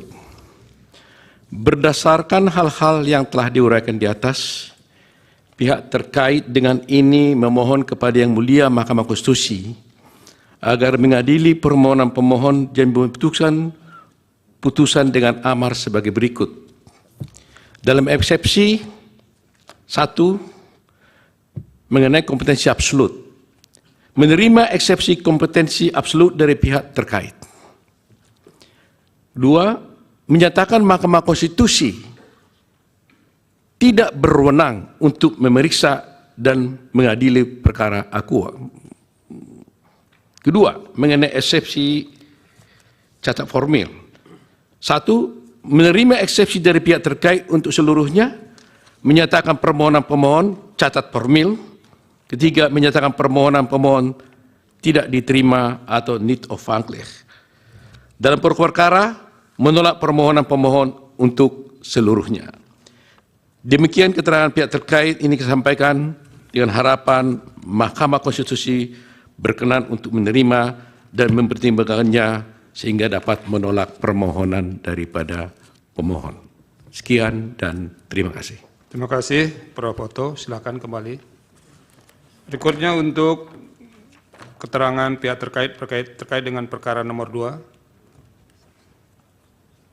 Prof. Yusril, dipersilakan. Mungkin perlu dipertimbangkan, Prof. Yusril, kalau yang sudah ada di argumentasi di 1 itu mungkin nanti diringkas saja, dianggap dibacakan. Silakan. Terima kasih Yang Mulia. Yang kami muliakan, Ketua dan Majelis Hakim Mahkamah Konstitusi, pemohon 1, pemohon 2, dan para kuasa hukumnya, termohon KPU, pemberi keterangan Bawaslu, dan seluruh rekan-rekan advokat yang hadir pada kesempatan yang berbahagia ini. Kami membagi keterangan kami di dalam 3 bagian dan akan dibacakan oleh 3 kuasa hukum secara bergantian. Saya akan membacakan pendahuluan, kemudian akan dilanjutkan oleh advokat Dr. Fahri Bahmid, dan juga akan dilanjutkan selanjutnya oleh advokat Yuri Kemal Fadullah. Izinkan saya membacakan pendahuluan dari keterangan kami ini, Yang Mulia. Pertama-tama, sebelum pihak terkait menguraikan secara rinci dalil-dalil ataupun argumentasi konstitusional dan yuridis mengenai aspek keabsahan formalitas pada bagian eksepsi dan substansi materi dalam pokok-pokok permohonan, perkenanlah pihak terkait terlebih dahulu menyampaikan kalimat-kalimat pendahuluan sebagai berikut. Dalam suasana hari yang bulan baik ini, hari ini tanggal 17 Ramadan 1445 Hijriah, izinkanlah kami menggunakan kesempatan yang baik ini untuk mengucapkan selamat menunaikan ibadah puasa kepada kita semua, serta seluruh hadirin dan hadirat yang hadir pada kesempatan yang berbahagia ini. Semoga kita semua diberikan kesehatan, kedamaian, dan kesejahteraan. Kiranya pula semoga amal ibadah dan kebaikan kita di bulan suci Ramadan ini diterima oleh Allah Subhanahu wa Ta'ala. Selanjutnya, izinkan kami para kuasa hukum pihak terkait untuk menyampaikan ucapan terima kasih dan apresiasi yang setinggi-tingginya kepada para pemohon melalui para kuasa hukumnya yang telah berkenan untuk memilih dan menempuh upaya penyelesaian yang konstitusional dengan membawa perselisihan hasil pemilihan umum Presiden dan Wakil Presiden Republik Indonesia tahun 2024 ini ke Mahkamah Konstitusi. Upaya penyelesaian perselisihan hasil pemilihan umum ke Mahkamah Konstitusi kami harapkan akan memberikan suatu keputusan akhir yang konstitusional sehubungan dengan keterpilihan Presiden dan Wakil Presiden Republik Indonesia periode 2024-2029. Sebagaimana kita maklum, penyelesaian dengan saluran hukum melalui Mahkamah Konstitusi ini merupakan mekanisme terbaik sebagaimana menjadi amanat konstitusi guna menyelesaikan perbedaan pendapat, bahkan perselisihan di antara pihak-pihak yang berkepentingan secara damai, adil, dan bermartabat sehubungan dengan hasil pemilihan umum Presiden dan Wakil Presiden. Pihak terkait dan kami selaku kuasa hukum pihak terkait memiliki kepercayaan yang tinggi kepada Yang Mulia para hakim Mahkamah Konstitusi dalam memeriksa, mengadili, dan memutuskan perselisihan hasil pemilihan umum Presiden dan Wakil Presiden ini dengan seadil-adilnya dan dengan kemandirian penuh tanpa pengaruh dan tekanan dari pihak manapun. Bagaimana telah kita ketahui bersama, pada hari Rabu tanggal 20 Maret 2024 pukul 22.19, Komisi Pemilihan Umum KPU telah mengumumkan keputusan nomor 360 tentang penetapan hasil pemilihan umum Presiden dan Wakil Presiden dan seterusnya. Berdasarkan SK KPU nomor 360 tahun 2024 itu, pihak terkait merupakan pihak yang ditetapkan oleh KPU dengan perolehan suara 96.214.691 atau setara dengan 58,58% dari jumlah suara sah tingkat nasional pada pemilihan umum Presiden dan Wakil Presiden tahun 2024.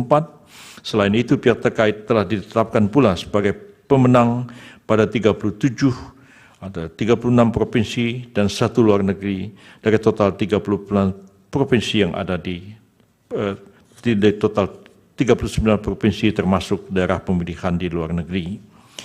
Merujuk pada norma konstitusi sebagaimana termuat di dalam pasal 6A Undang-Undang Dasar 1945, tidak perlu dibacakan, yang berdasarkan norma konstitusi tersebut, maka pihak terkait telah memenuhi persyaratan yang diamanatkan oleh konstitusi sehingga secara konstitusional wajib untuk dilantik oleh Majelis Permusyawaratan Rakyat menjadi Presiden dan Wakil Presiden Republik Indonesia tahun 2024-2029.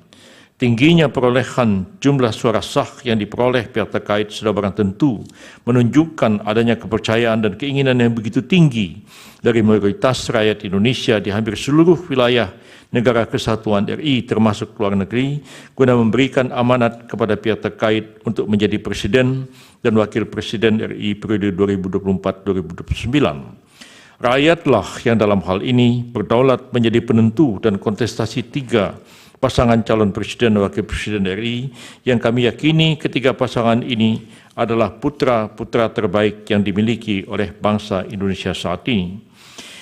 Hal ini bagaimana pengejawantahan pasal 1 ayat 2 Undang-Undang 45 yang menegaskan kedaulatan ada di tangan rakyat dan dilaksanakan menurut Undang-Undang Dasar. Hal ini pula telah disadari pemohon sendiri dengan mengutip adagium Vox Populi, Vox Dei, suara rakyat adalah suara Tuhan. Justru atas narasi-narasi pemohon dan petitum pemohon yang menegasikan suara 96 juta lebih rakyat Indonesia itu kepada pihak terkait, itulah yang membuat adagium itu kehilangan maknanya. Mengutip pernyataan pemohon pada halaman 12 permohonan yang menyatakan rakyat tak lagi berdaulat dengan suara mereka.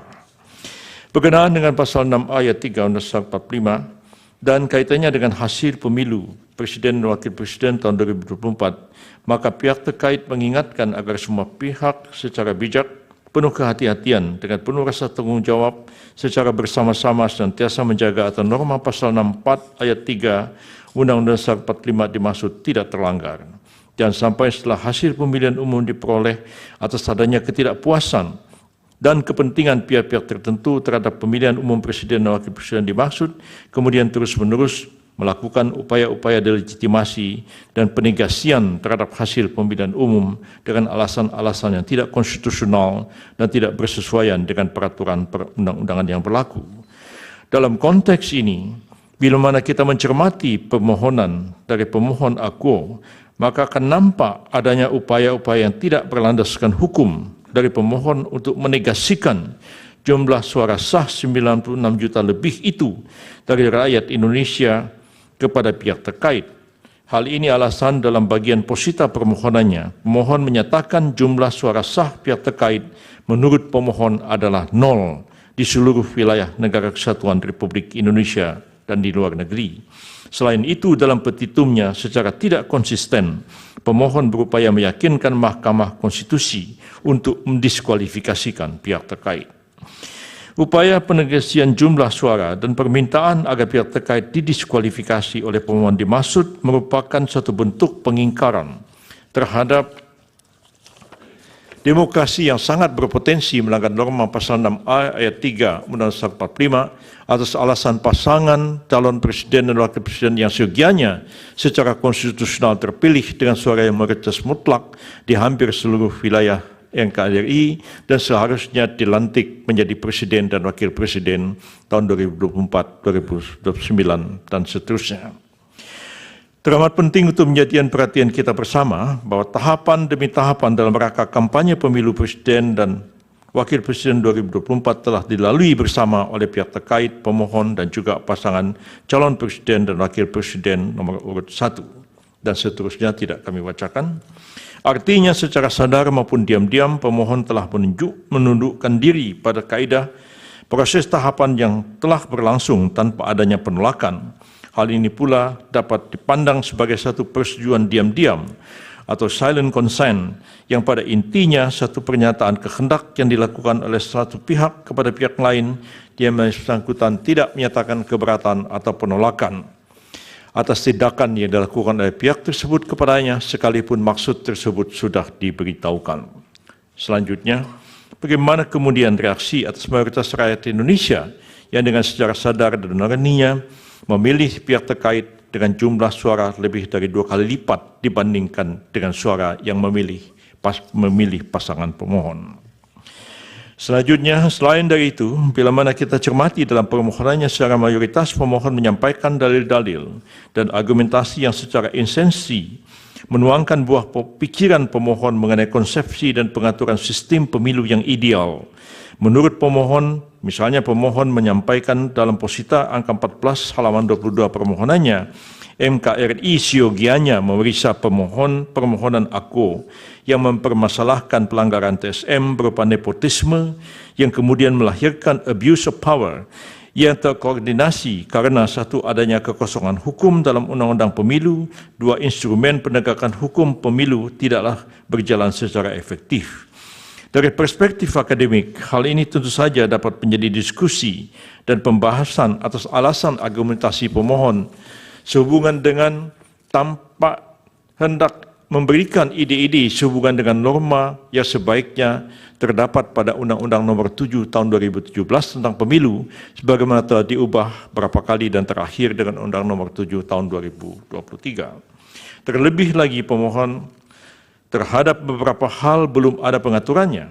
Namun demikian, sebagaimana kita maklum, buah pemikiran pemohon mengenai ide-ide sehubungan dengan norma-norma yang sebaiknya terdapat di dalam Undang-Undang Pemilu itu, bila mana hendak ditindaklanjuti seharusnya melalui proses politik hukum yang berdasarkan konstitusi, dilakukan secara bersama-sama Presiden dan DPR, bukan melalui forum ini. Menarik bila mana kemudian kita mengutip pernyataan pemohon dalam hal ini Profesor Dr. Mahfud MD pada 1 Maret 2024 yang kami kutip sebagai berikut. Oleh sebab itu, apa yang kami lakukan ke MK bukan mencari menang, tapi beyond elections, maka masa depan bukan sekedar pemilu hari ini, tapi masa depan ratusan tahun yang akan datang, demokrasi kita harus sehat. Hal ini terang dan jelas menunjukkan bahwasanya permohonan AKO disusun sebatas sebagai narasi dan buah pemikiran pemohon sebuah norma yang menurut pemohon baik untuk kemudian dituangkan dalam Undang-Undang Pemilu maupun peraturan perundang-undangan yang relevan untuk masa yang akan datang.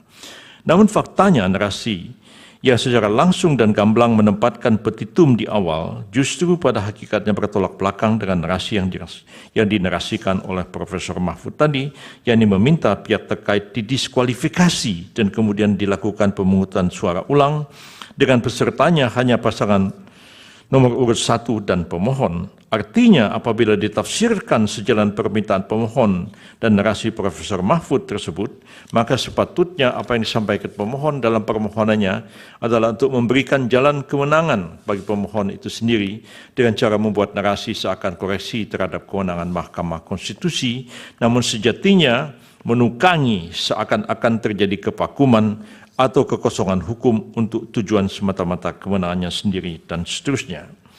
Bila mana kemudian kita secara tertib dan komprehensif menelaah dalil-dalil permohonan, pemohon yang berkenaan dengan narasi pelanggaran TSM dan berupa nepotisme dalam pencalonan Pak Gibran Rakabuming Raka dan program bantuan sosial Presiden Joko Widodo, maka akan nampak pula bahwasanya dalil pemohon itu hanya bersifat asumtif dan dianggap pula sebagai propaganda untuk melegitimasi keterpilihan pasangan calon presiden dan wakil presiden pihak terkait.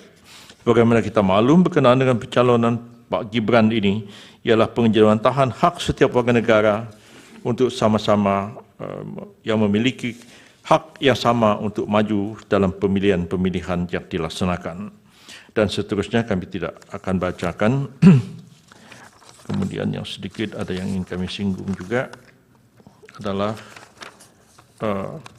mengenai satu statement yang juga disampaikan oleh Pak Mahfud dalam berbagai kesempatan. Kami juga menyatakan bahwa perlu kami ingatkan kembali bahwasanya Undang-Undang Nomor 7 Tahun 2017 tentang Pemilu dengan segala perubahannya telah mengatur dengan sangat jelas dan rinci berkenaan dengan eksistensi dan kewenangan badan-badan lembaga untuk menyelesaikan perselisihan yang berkaitan dengan pemilu. Lembaga-lembaga itu ada yang merupakan kekuasaan kehakiman yang dijalankan oleh Gakumdu, Pengadilan Tata Usaha Negara, Bawaslu, dan ujungnya adalah Mahkamah Konstitusi untuk menyelesaikan perselisihan pemilu.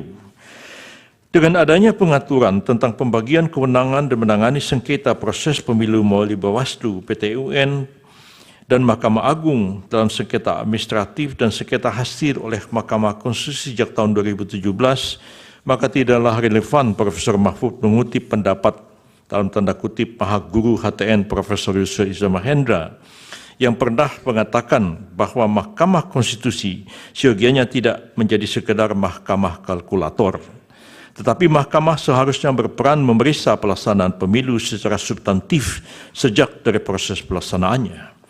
Pendapat itu ada benarnya karena diucapkan pada tahun 2014, 3 tahun sebelum berlakunya Undang-Undang Nomor 7 Tahun 2017 tentang Pemilu yang membagi kewenangan kasus-kasus yang terjadi dalam penyelenggaraan pemilu sebagaimana diuraikan tadi. Sebab itu pendapat tersebut dapat dikategorikan seperti dikenal dalam ilmu fikih, yaitu qaul qadim, satu pendapat yang dimansuhkan, dibatalkan atau ditinggalkan, dengan qaul jadid atau pendapat baru karena norma-norma hukum yang mendasarinya juga telah berubah. Jadi tidak relevan mengutip pendapat 2014 untuk keadaan sekarang karena norma hukum positif sudah berubah. Tapi kalau mau dianggap yang ideal, suatu ketika Mahkamah Konstitusi boleh mengadili sampai kepada substansi penyelenggaraan pemilu, maka tentu tidak pada saat sekarang kita membahasnya, tapi mungkin dalam amandemen terhadap Undang-Undang 45 dan amandemen terhadap Undang-Undang Pemilu itu sendiri. Ini klarifikasi mudah-mudahan dapat kita pahami bersama. Selanjutnya, sehubungan dengan permohon aku mengemuka pula pertanyaan berikut, yakni apakah pemohon yang merasa telah terjadi berbagai kecurangan dan pelanggaran telah membawa permasalahan yang dihadapi pemohon sehubungan dengan kecurangan dan pelanggaran proses kepada badan-badan atau lembaga-lembaga yang sesuai dengan kewenangan tersebut di atas. Bila sudah, ya, mestinya dilakukan, dan yang dibawa ke Mahkamah Konstitusi adalah bagian terakhir, yaitu perselisihan tentang hasil dari pemilihan umum itu sendiri. Saya kira itulah pokok-pokok pendahuluan yang dapat kami sampaikan, dan untuk selanjutnya lebih kepada substansi daripada keterangan pihak terkait dalam memberikan jawaban terhadap pokok-pokok permohonan pemohon. Terima kasih Yang Mulia, dan kami persilakan Dr. Fahri Bahmid untuk melanjutkan keterangan dari pihak terkait. Terima kasih Yang Mulia. Silakan.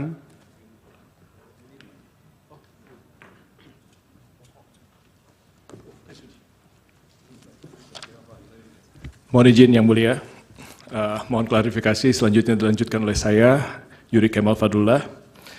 Kami lanjutkan pada bagian dalam eksepsi poin A, Mahkamah tidak berwenang untuk memeriksa dan memutus sengketa di luar hasil penghitungan suara. Sebagaimana kita maklum, Bisa nggak itu diringkas saja, karena itu kan secara substansi sama dengan keterangan sebelumnya. Kita anggap itu sudah dibacakan. baik Yang Mulia, kami langsung masuk kepada bagian kedua, eksepsi mengenai kompetensi, mohon maaf. Permohonan kabur, halaman 31.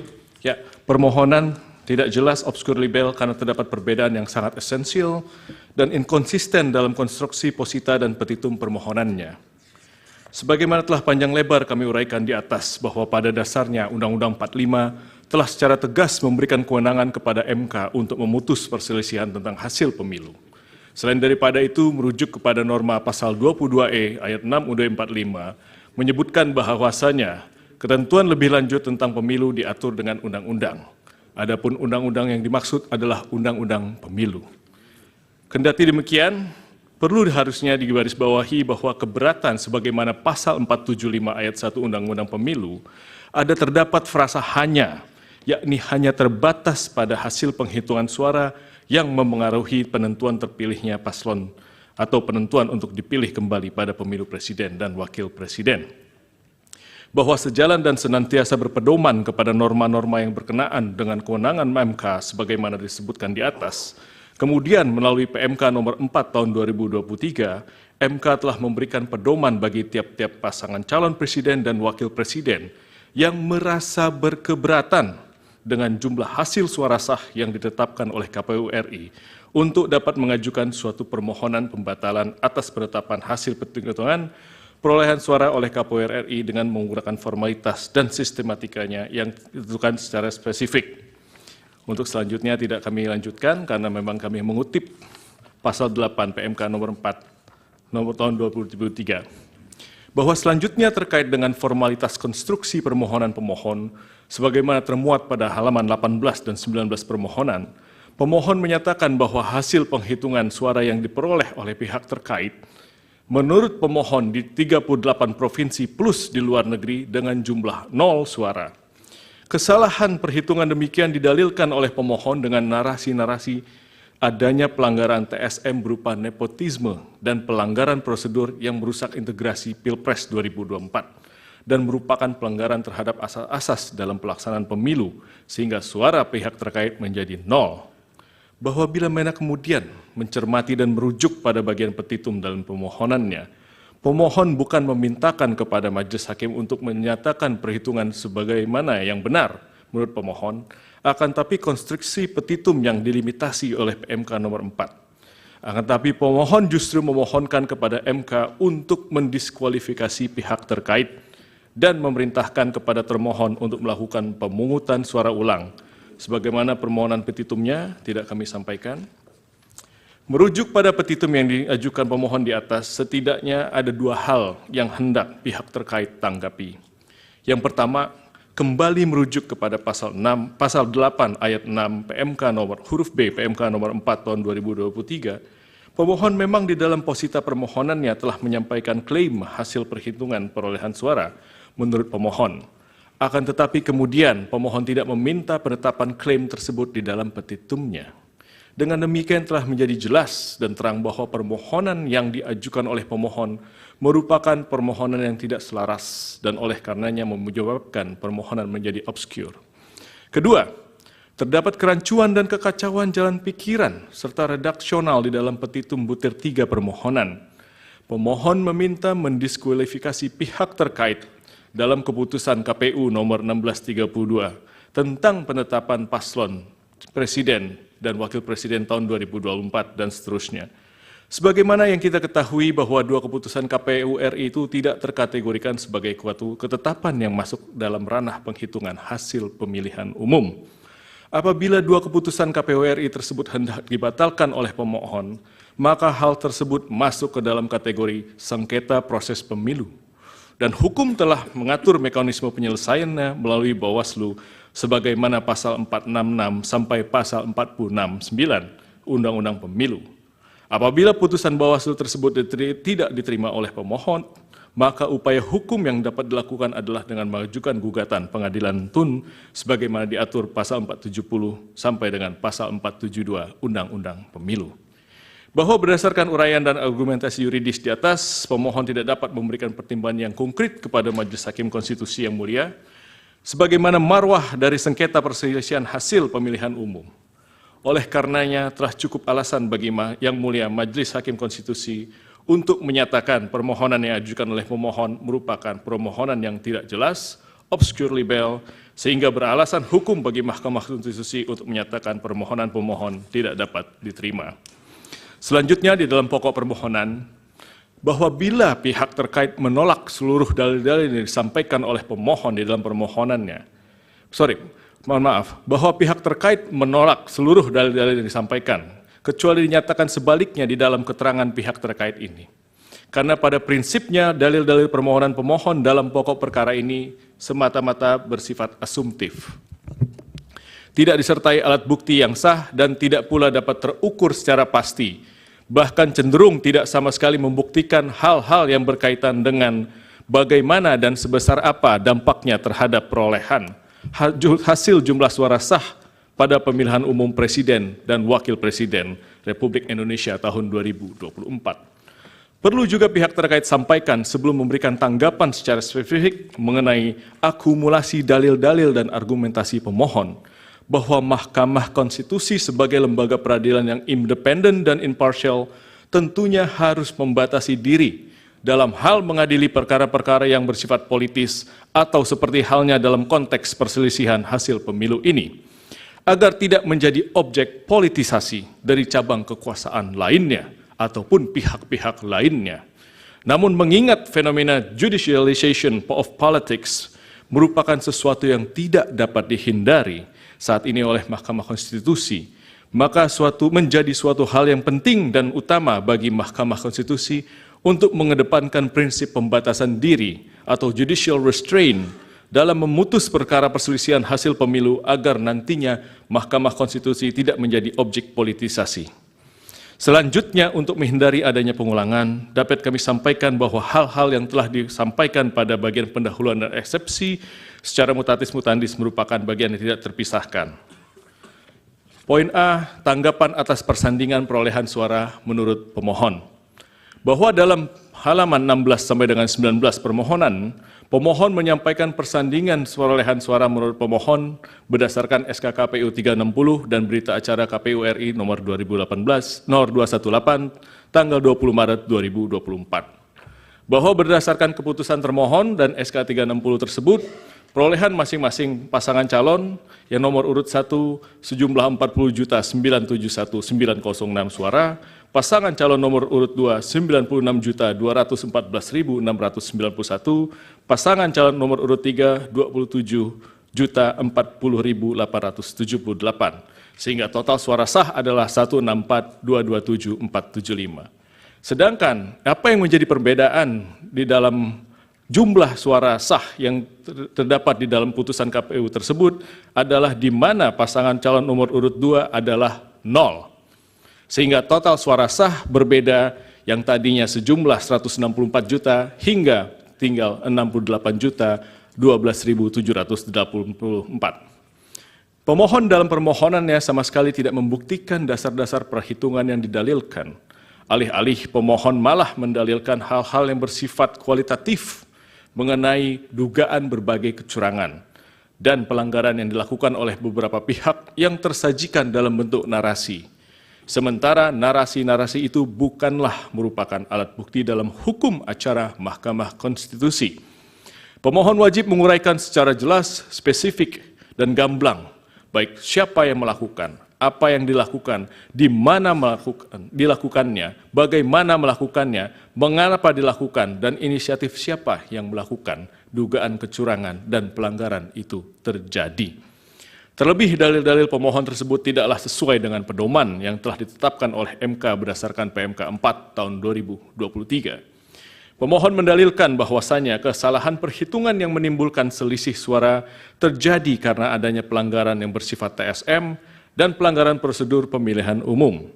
Namun pemohon gagal dalam membuktikan baik secara kuantitatif dan juga bagaimana narasi-narasi utopis yang dibentuknya terkait dengan tatanan ideal konsepsi dan pengaturan sistem pemilu dapat secara merta dan cuma-cuma menganulir 96.214.691 suara pemilih pihak terkait yang melalui serangkaian proses pemilu yang sudah dinyatakan sebagai suara sah. Bahwa sejatinya dalam membuktikan dalil argumentasi kuantitatif mengenai angka-angka perolehan dalam hal perkara PHU Presiden dan Wakil Presiden, pemohon wajib membuktikan secara by data apakah terjadi kecurangan, penggelembungan, atau pengurangan suara dari pemohon itu sendiri. Namun demikian, dalil argumentasi yang diajukan pemohon yang justru setuju terhadap perolehan suara pemohon sendiri berdasarkan rekapitulasi final termohon membuktikan bahwa sesungguhnya pemohon sendiri tidak mampu untuk membuktikan adanya kesalahan hitung, penggelumbungan, ataupun pembuktian kuantitatif terhadap hasil perolehan suara yang telah ditetapkan oleh termohon. Justru kemudian dengan ketidakmampuannya membuktikan adanya perbedaan perolehan suara secara merta-merta dan menganulir suara total pihak terkait. Tidak ada satu alat bukti pun yang bersifat kuantitatif yang diajukan oleh pemohon untuk membuktikan bahwa perolehan suara dari pihak terkait adalah nol. Dan yang lebih esensial adalah tidak ada salah satu bukti pun yang diajukan berupa rekomendasi dan atau putusan dari Bawaslu RI maupun putusan pengadilan yang telah berkekuatan hukum tetap yang menyatakan atau setidaknya menjadi dasar bahwa pihak terkait terdiskualifikasi. Selanjutnya mohon izin yang mulia, bagian selanjutnya disampaikan oleh rekan kami Pak Dr. Fahri Bahmid. Terima kasih. Silakan Pak Bahari.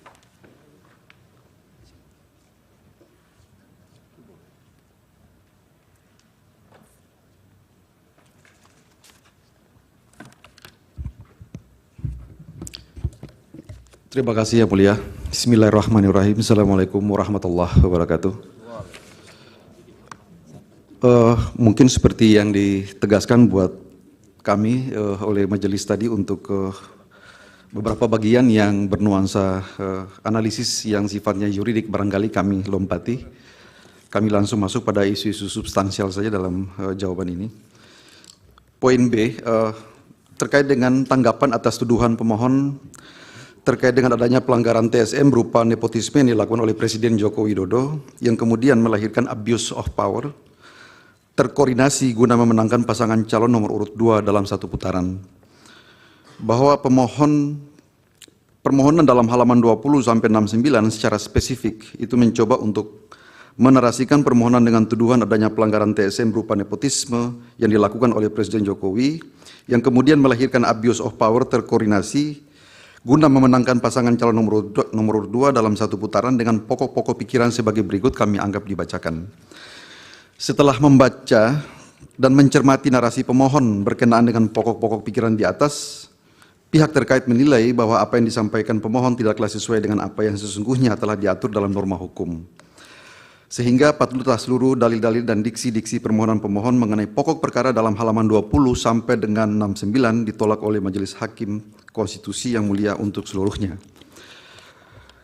Kiranya kami dapat menyimpulkan bahwa hal yang berulang-ulang digaungkan dalam narasi dan diksi permohonan dalam berkenaan dengan pencalonan Bapak Gibran Rakabuming Raka sebagai calon wakil presiden Republik Indonesia, pemohon berulang kali dalam permohonannya mendalilkan bahwa terhadap pencalonan Gibran Rakabuming Raka tidak sesuai dengan ketentuan peraturan perundang-undangan karena termohon dinilai telah melanggar PKPU 19 2023 dalam menerima pendaftaran atau pencalonan Gibran Rakabuming Raka yang mensyaratkan usia 40 tahun untuk calon presiden dan wakil presiden. Padahal sebagaimana kita maklumi bahwa persoalan ini telah selesai dan tuntas, bahkan jauh hari Mahkamah Konstitusi telah membacakan putusan 90 dan seterusnya pada sidang yang terbuka untuk umum. Hak konstitusional pihak terkait untuk mencalonkan diri dalam Pilpres tahun 2024. Perlu kami tekankan kembali bahwa berdasarkan norma pasal 28D ayat 3 Undang-Undang Dasar 45 dijamin hak turut serta dalam pemerintahan bagi setiap warga negara Indonesia termasuk pihak terkait, yang mana disebutkan semua warga negara berhak memperoleh kesempatan yang sama dalam pemerintahan. Hak turut serta dalam pemerintahan ini kemudian dalam praktiknya telah ditafsirkan oleh Mahkamah Konstitusi melalui putusan 90/2023 yang telah dibacakan dalam sidang terbuka untuk umum pada tanggal 16 Oktober 2023. Dengar amar putusan dianggap dibacakan. Dengan pertimbangan diantaranya kami kutip dianggap dibacakan. Berdasarkan norma dan tafsir konstitusional sebagaimana disebutkan di atas, maka pihak terkait sampaikan bahwa pihak terkait dalam pengajuan pendaftaran sebagai bakal pasangan calon presiden wakil presiden Republik Indonesia pada tanggal 25 Oktober 2023 termohon merupakan pelaksanaan hak konstitusional pihak terkait yang telah dijamin dalam konstitusi yang kemudian lebih lanjut ditafsirkan oleh putusan Mahkamah Konstitusi. Sifat final dan mengikat putusan MK kami anggap dibacakan.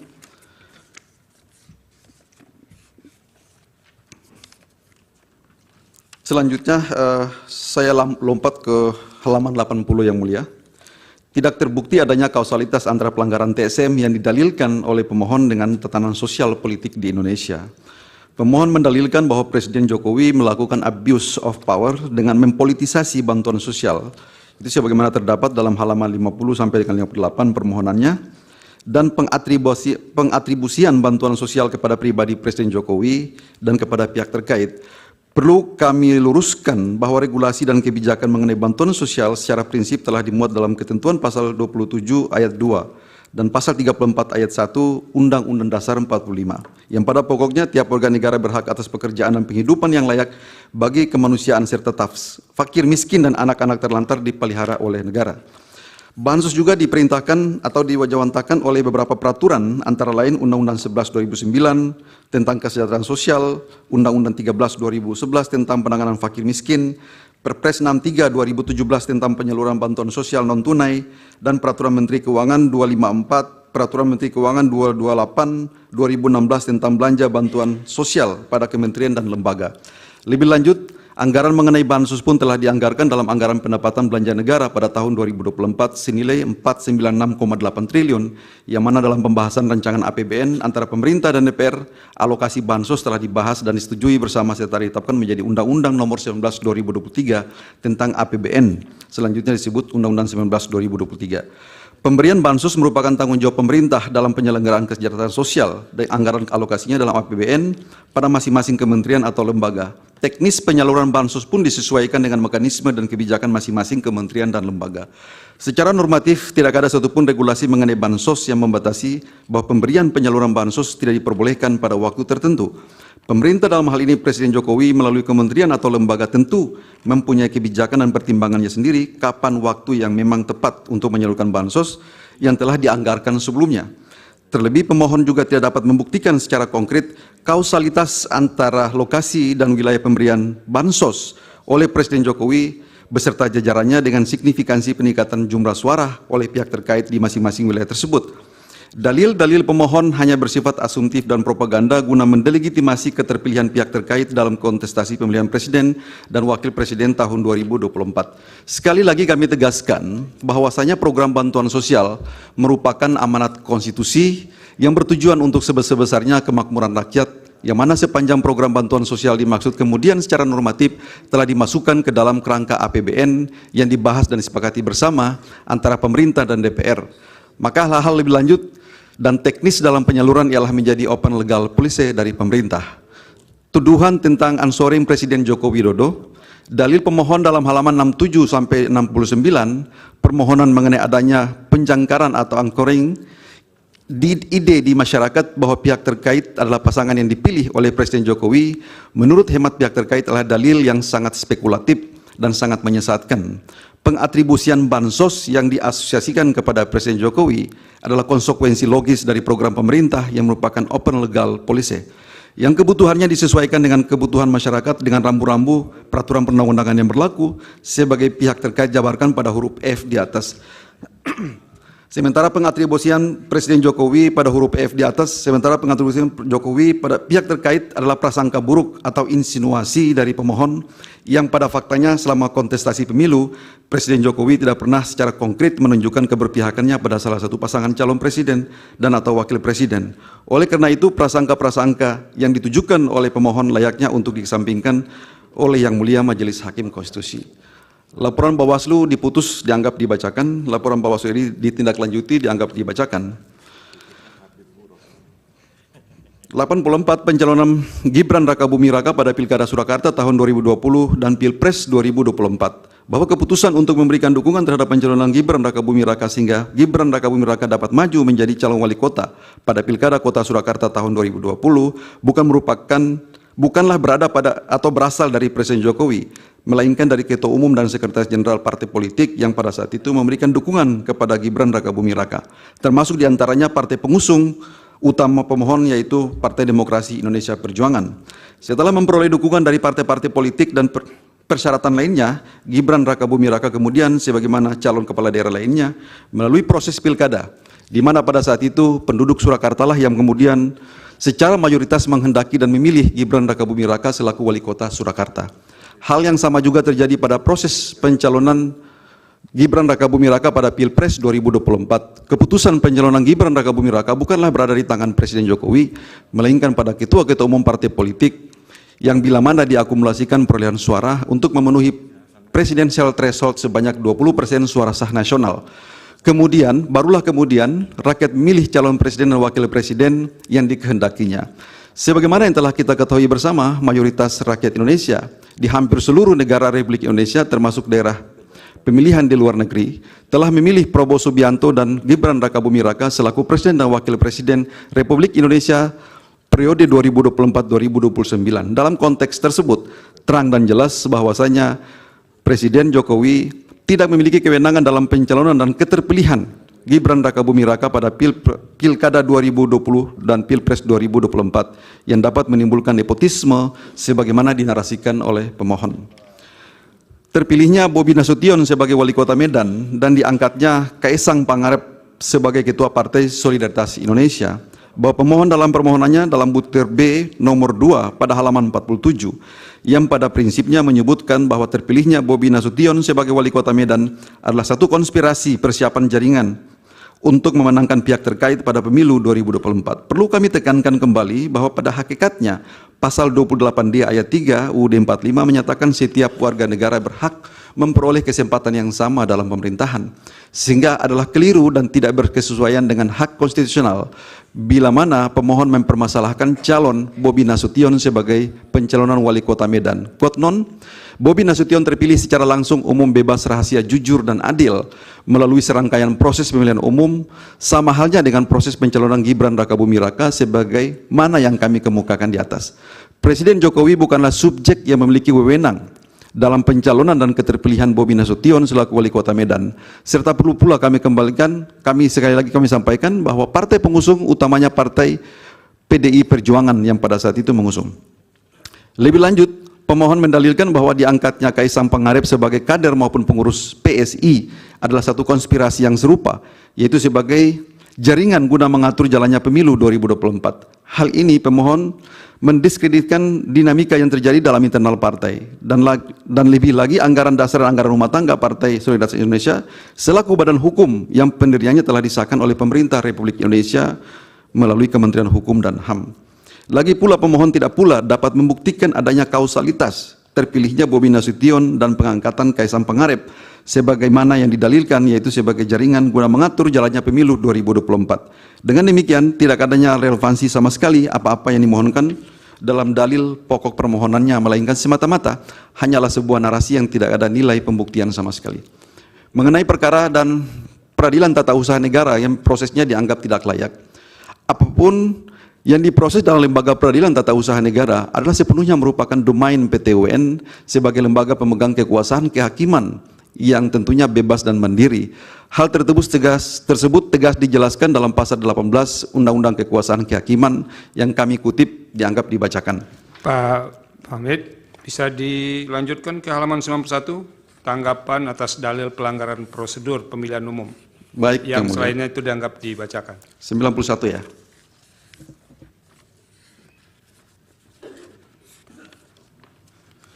Baik, tanggapan dalil pelanggaran prosedur pemilihan umum. Poin 30, dalam permohonan pemohon menyatakan bahwa Mahkamah Konstitusi Republik Indonesia harus berperan aktif untuk menjamin terselenggaranya pemilihan umum yang berdasarkan azas pemilu dalam Undang-Undang Dasar 45 dan sesuai prosedur. Padahal peraturan perundang-undangan telah memberikan limitasi dan pembagian kewenangan bagi tiap-tiap badan atau lembaga yang berwenang untuk memeriksa, mengadili, dan atau memutus ada atau tidaknya satu pelanggaran prosedur dalam pemilu. Pada halaman 98 sampai dengan 104, permohonan pemohon kembali menyampaikan narasi-narasi yang berulang bahwa Mahkamah Konstitusi harus berperan aktif dalam menjamin terselenggaranya pemilu yang berdasarkan azas pemilu dalam Undang-Undang Dasar 45 sesuai dengan prosedur yang berlaku. Pemohon tampak dengan jelas ingin memaksa kehendaknya agar pelanggaran dalam pemilu yang sebenarnya telah menjadi kewenangan lembaga lain untuk diperiksa dan diputus kembali oleh Mahkamah Konstitusi. Bahwa terhadap dalil-dalil pemohon dapatlah kami pihak terkait tanggapi dengan kembali menegaskan bahwa pada saat ini Undang-Undang Pemilu telah mengatur mekanisme penyelesaian sengketa pemilu secara jelas dan terperinci. Atas pelanggaran pemilu berupa pelanggaran kode etik ada pada DKPP, pelanggaran pemilu berupa pelanggaran administratif, ada pada Bawaslu, Bawaslu Provinsi, Kabupaten, dan Kota, sampai dengan Panwas luar negeri, dan pengawas TPS. Selanjutnya terhadap sengketa proses pemilu, penyelesaian kedua jenis sengketa proses pemilu tersebut diajukan kepada Bawaslu, Bawaslu Provinsi, Kabupaten, dan Kota. Sedangkan untuk perselisihan hasil pemilu merupakan kewenangan Mahkamah Konstitusi. Adapun terhadap pembagian kewenangan dalam memeriksa dan memproses pelanggaran pemilu, sejatinya telah dipertimbangkan berdasarkan pertimbangan Majelis Hakim Konstitusi sebagaimana termuat dalam putusan perkara nomor 1 Pilpres 2019 kami anggap dibacakan. Bahwa berdasarkan pertimbangan hukum Majelis Hakim Mahkamah Konstitusi dalam perkara 01/2019 di atas, maka dapatlah dipahami bersama bahwa jiwa dari Undang-Undang Pemilu dengan memisahkan atau memilahkan jenis dan lembaga yang terlibat dalam penyelesaian masalah hukum pemilu dimaksudkan agar semua masalah pemilu dapat diselesaikan secara cepat dan proporsional oleh lembaga yang tepat. Hal ini menjadi sangat urgen untuk diatur dan dijalankan secara menyeluruh guna mengawal kelancaran dan ketertiban agenda-agenda ketatanegaraan, termasuk sehubungan dengan suksesi Presiden dan Wakil Presiden Republik Indonesia yang akan dilaksanakan pada tanggal 20 Oktober 2024. Pada tanggal tersebut perlu dihindari adanya kekosongan kekuasaan barang sedetik pun, sehingga Presiden dan Wakil Presiden terpilih berdasarkan pemilu tahun 2024 harus telah dilantik sebagai Presiden dan Wakil Presiden Republik Indonesia. Namun demikian, bila perselisihan hasil pemilu kemudian tidak kunjung berakhir sebagaimana dikonsepsikan dan dipaksakan oleh pemohon, maka bukan tidak mungkin agenda ketatanegaraan teramat penting dan strategis ini akan terlewatkan atau tidak dapat terlaksanakan. Itulah yang menjadi esensi dari politik hukum dalam mengatur mengenai mekanisme, jangka waktu, dan pemilahan jenis dan lembaga yang terlibat dalam menyelesaikan masalah hukum pemilu sebagaimana telah berulang kali kami uraikan di atas. Dalam permohonan pada bagian posita ini pula, pemohon menyebutkan berbagai pelanggaran prosedur pemilihan umum dalam Pilpres 2024, padahal berbagai pelanggaran prosedur pemilihan umum itu bukan berasal dari pihak terkait dan tidak pula terbukti menguntungkan pihak terkait. Pemohon pada halaman 98 sampai dengan 142 permohonan telah mendalilkan adanya berbagai pelanggaran prosedur pemilu yang dibagi menjadi 3 kategori, yaitu pelanggaran prosedur yang terjadi sebelum hari pemungutan suara, pelanggaran prosedur yang terjadi selama penghitungan suara, dan pelanggaran prosedur pasca hari pemungutan suara. Selanjutnya, pergerakan pihak terkait untuk kembali menyampaikan bahwa berbagai pelanggaran disampaikan pemohon itu sebagaimana merujuk pada ketentuan norma pasal 460 dan pasal 461 Undang-Undang Pemilu terkualifikasi sebagai pelanggaran prosedur yang merupakan bagian dari pelanggaran administratif yang menjadi kewenangan dari Bawaslu, Bawaslu Provinsi, Kabupaten, dan Kota untuk menerima, memeriksa, mengkaji, dan memutuskannya. Bahwa jika kita mencermati dalil-dalil yang disampaikan oleh pemohon, maka secara substansial akan tampak bahwasanya rupanya pelanggaran proses pemilu yang dinarasikan oleh pemohon itu terbukti bukan berasal dari perbuatan pihak terkait dan tidak pula terbukti menguntungkan pihak terkait, bahkan berpotensi pula merugikan pihak terkait. Terkait hal ini kami angkat dibacakan ada beberapa contoh sampai di poin I. Bahwa berdasarkan narasi-narasi yang disampaikan oleh pemohon telah sangat jelas bahwa tidak terkait sama sekali dengan perolehan suara pihak terkait, bahwa secara mayoritas dapat berpotensi pula justru merugikan pihak terkait. Pemohon hanya mencantumkan contoh berbagai pelanggaran proses tanpa adanya uraian yang jelas dan lengkap mengenai hal-hal yang amat penting dalam pembuktiannya dalam satu persidangan. Seperti apa peristiwa dan perbuatannya, kapan, di mana, siapa, dan bagaimana kaitannya dengan perolehan suara yang mempengaruhi terpilihnya pasangan calon presiden dan wakil presiden. Sedangkan ketentuan pasal 8 ayat 6 huruf B angka 4 PMK 4 2023 mengharuskan pemohon untuk memberikan penjelasan atas kesalahan hasil penghitungan suara yang ditetapkan oleh termohon. Sebaliknya dalam pengamatan dan pemantauan pihak terkait, justru pemohon dan pasangan calon presiden dan wakil presiden nomor urut 1 lah yang terindikasi kuat telah melakukan pelanggaran. Adapun pelanggaran dimaksud diantaranya berupa pengarahan kepala daerah kepada ASN di lingkungan dipimpinnya untuk pemilihan calon presiden dan wakil presiden Republik Indonesia nomor urut 3. Selain itu dalam pemantauan dan pengawasan kami ditemukan pula adanya pengarahan dan pejabat pemerintahan yang menggalang dan memberikan dukungan kepada pasangan capres nomor urut 3, 1, dan 3 yang terjadi di berbagai wilayah provinsi dan atau kabupaten dan kota. Terlepas daripada itu, sebagaimana telah kami ketahui dan rasakan bersama, pada realitasnya pemilu tahun 2024 secara mayoritas telah berjalan dengan baik, lancar, serta penuh dengan antusiasme dari seluruh masyarakat Indonesia.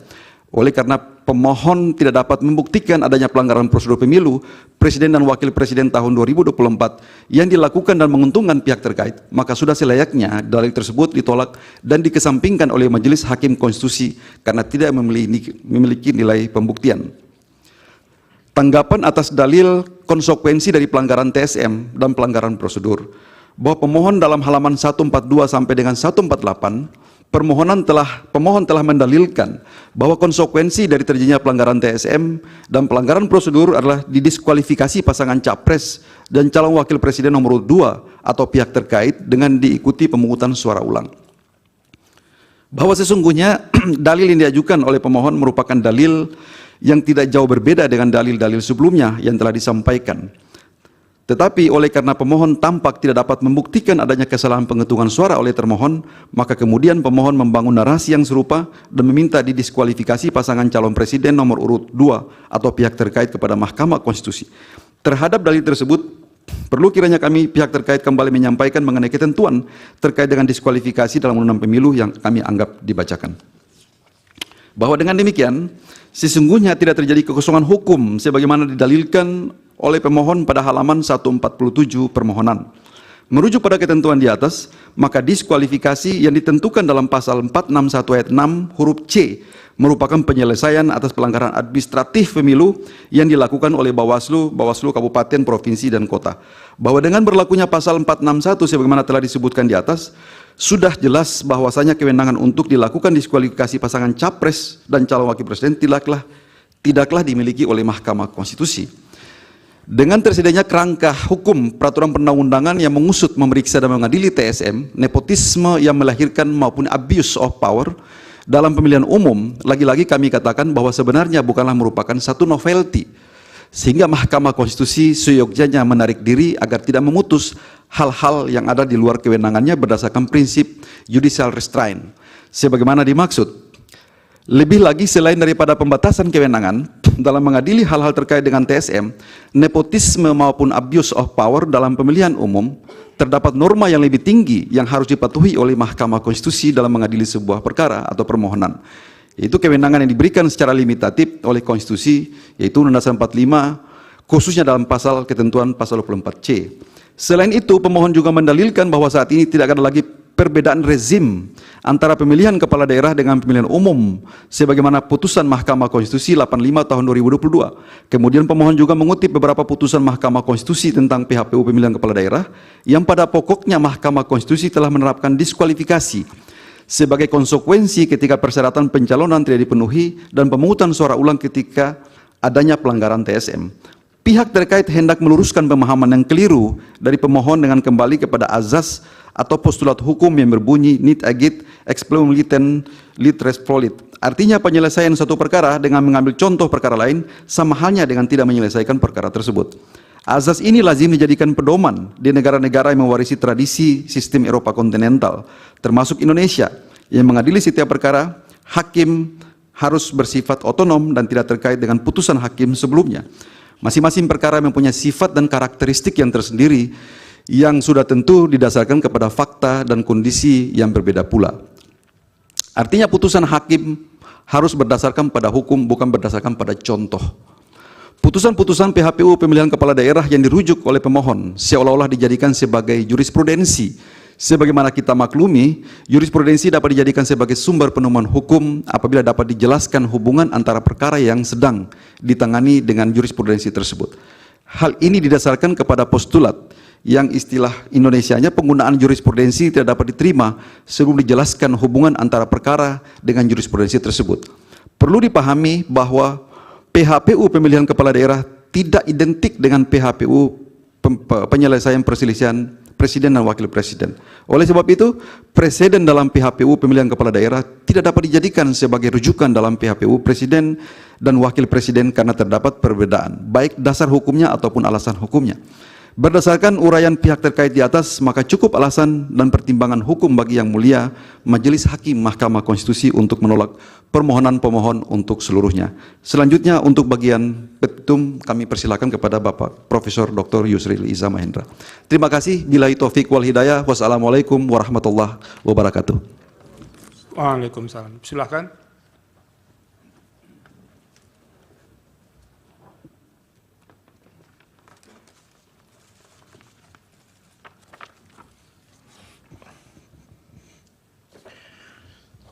Berdasarkan uraian sebagaimana tersebut di atas, pihak terkait memohon kepada Mahkamah Konstitusi Republik Indonesia untuk menjatuhkan putusan sebagai berikut. Dalam eksepsi, 1. Menerima eksepsi pihak terkait. 2. Menyatakan Mahkamah Konstitusi tidak berwenang memeriksa perkara ini atau setidak-tidaknya menyatakan permohonan pemohon tidak dapat diterima. Dalam pokok perkara, 1. Menolak permohonan pemohon untuk seluruhnya.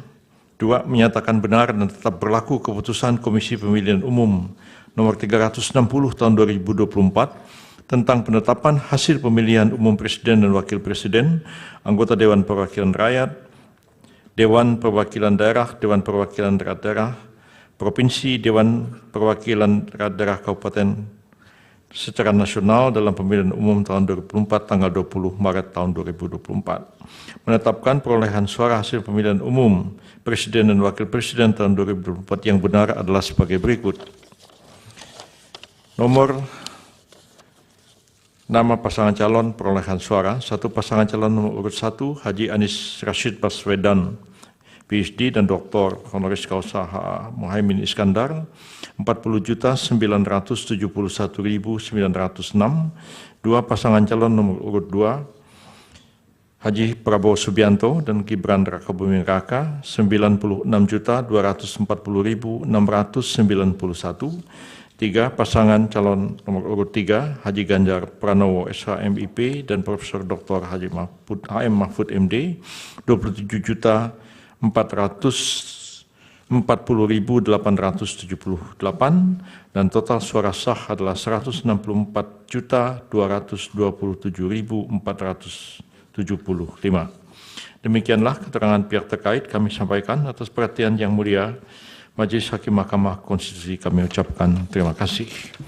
Selanjutnya yang mulia seluruh keterangan kami berjumlah 106 halaman, hanya sebagian yang dibacakan dan mohon seluruhnya sudah dibacakan. Terima kasih.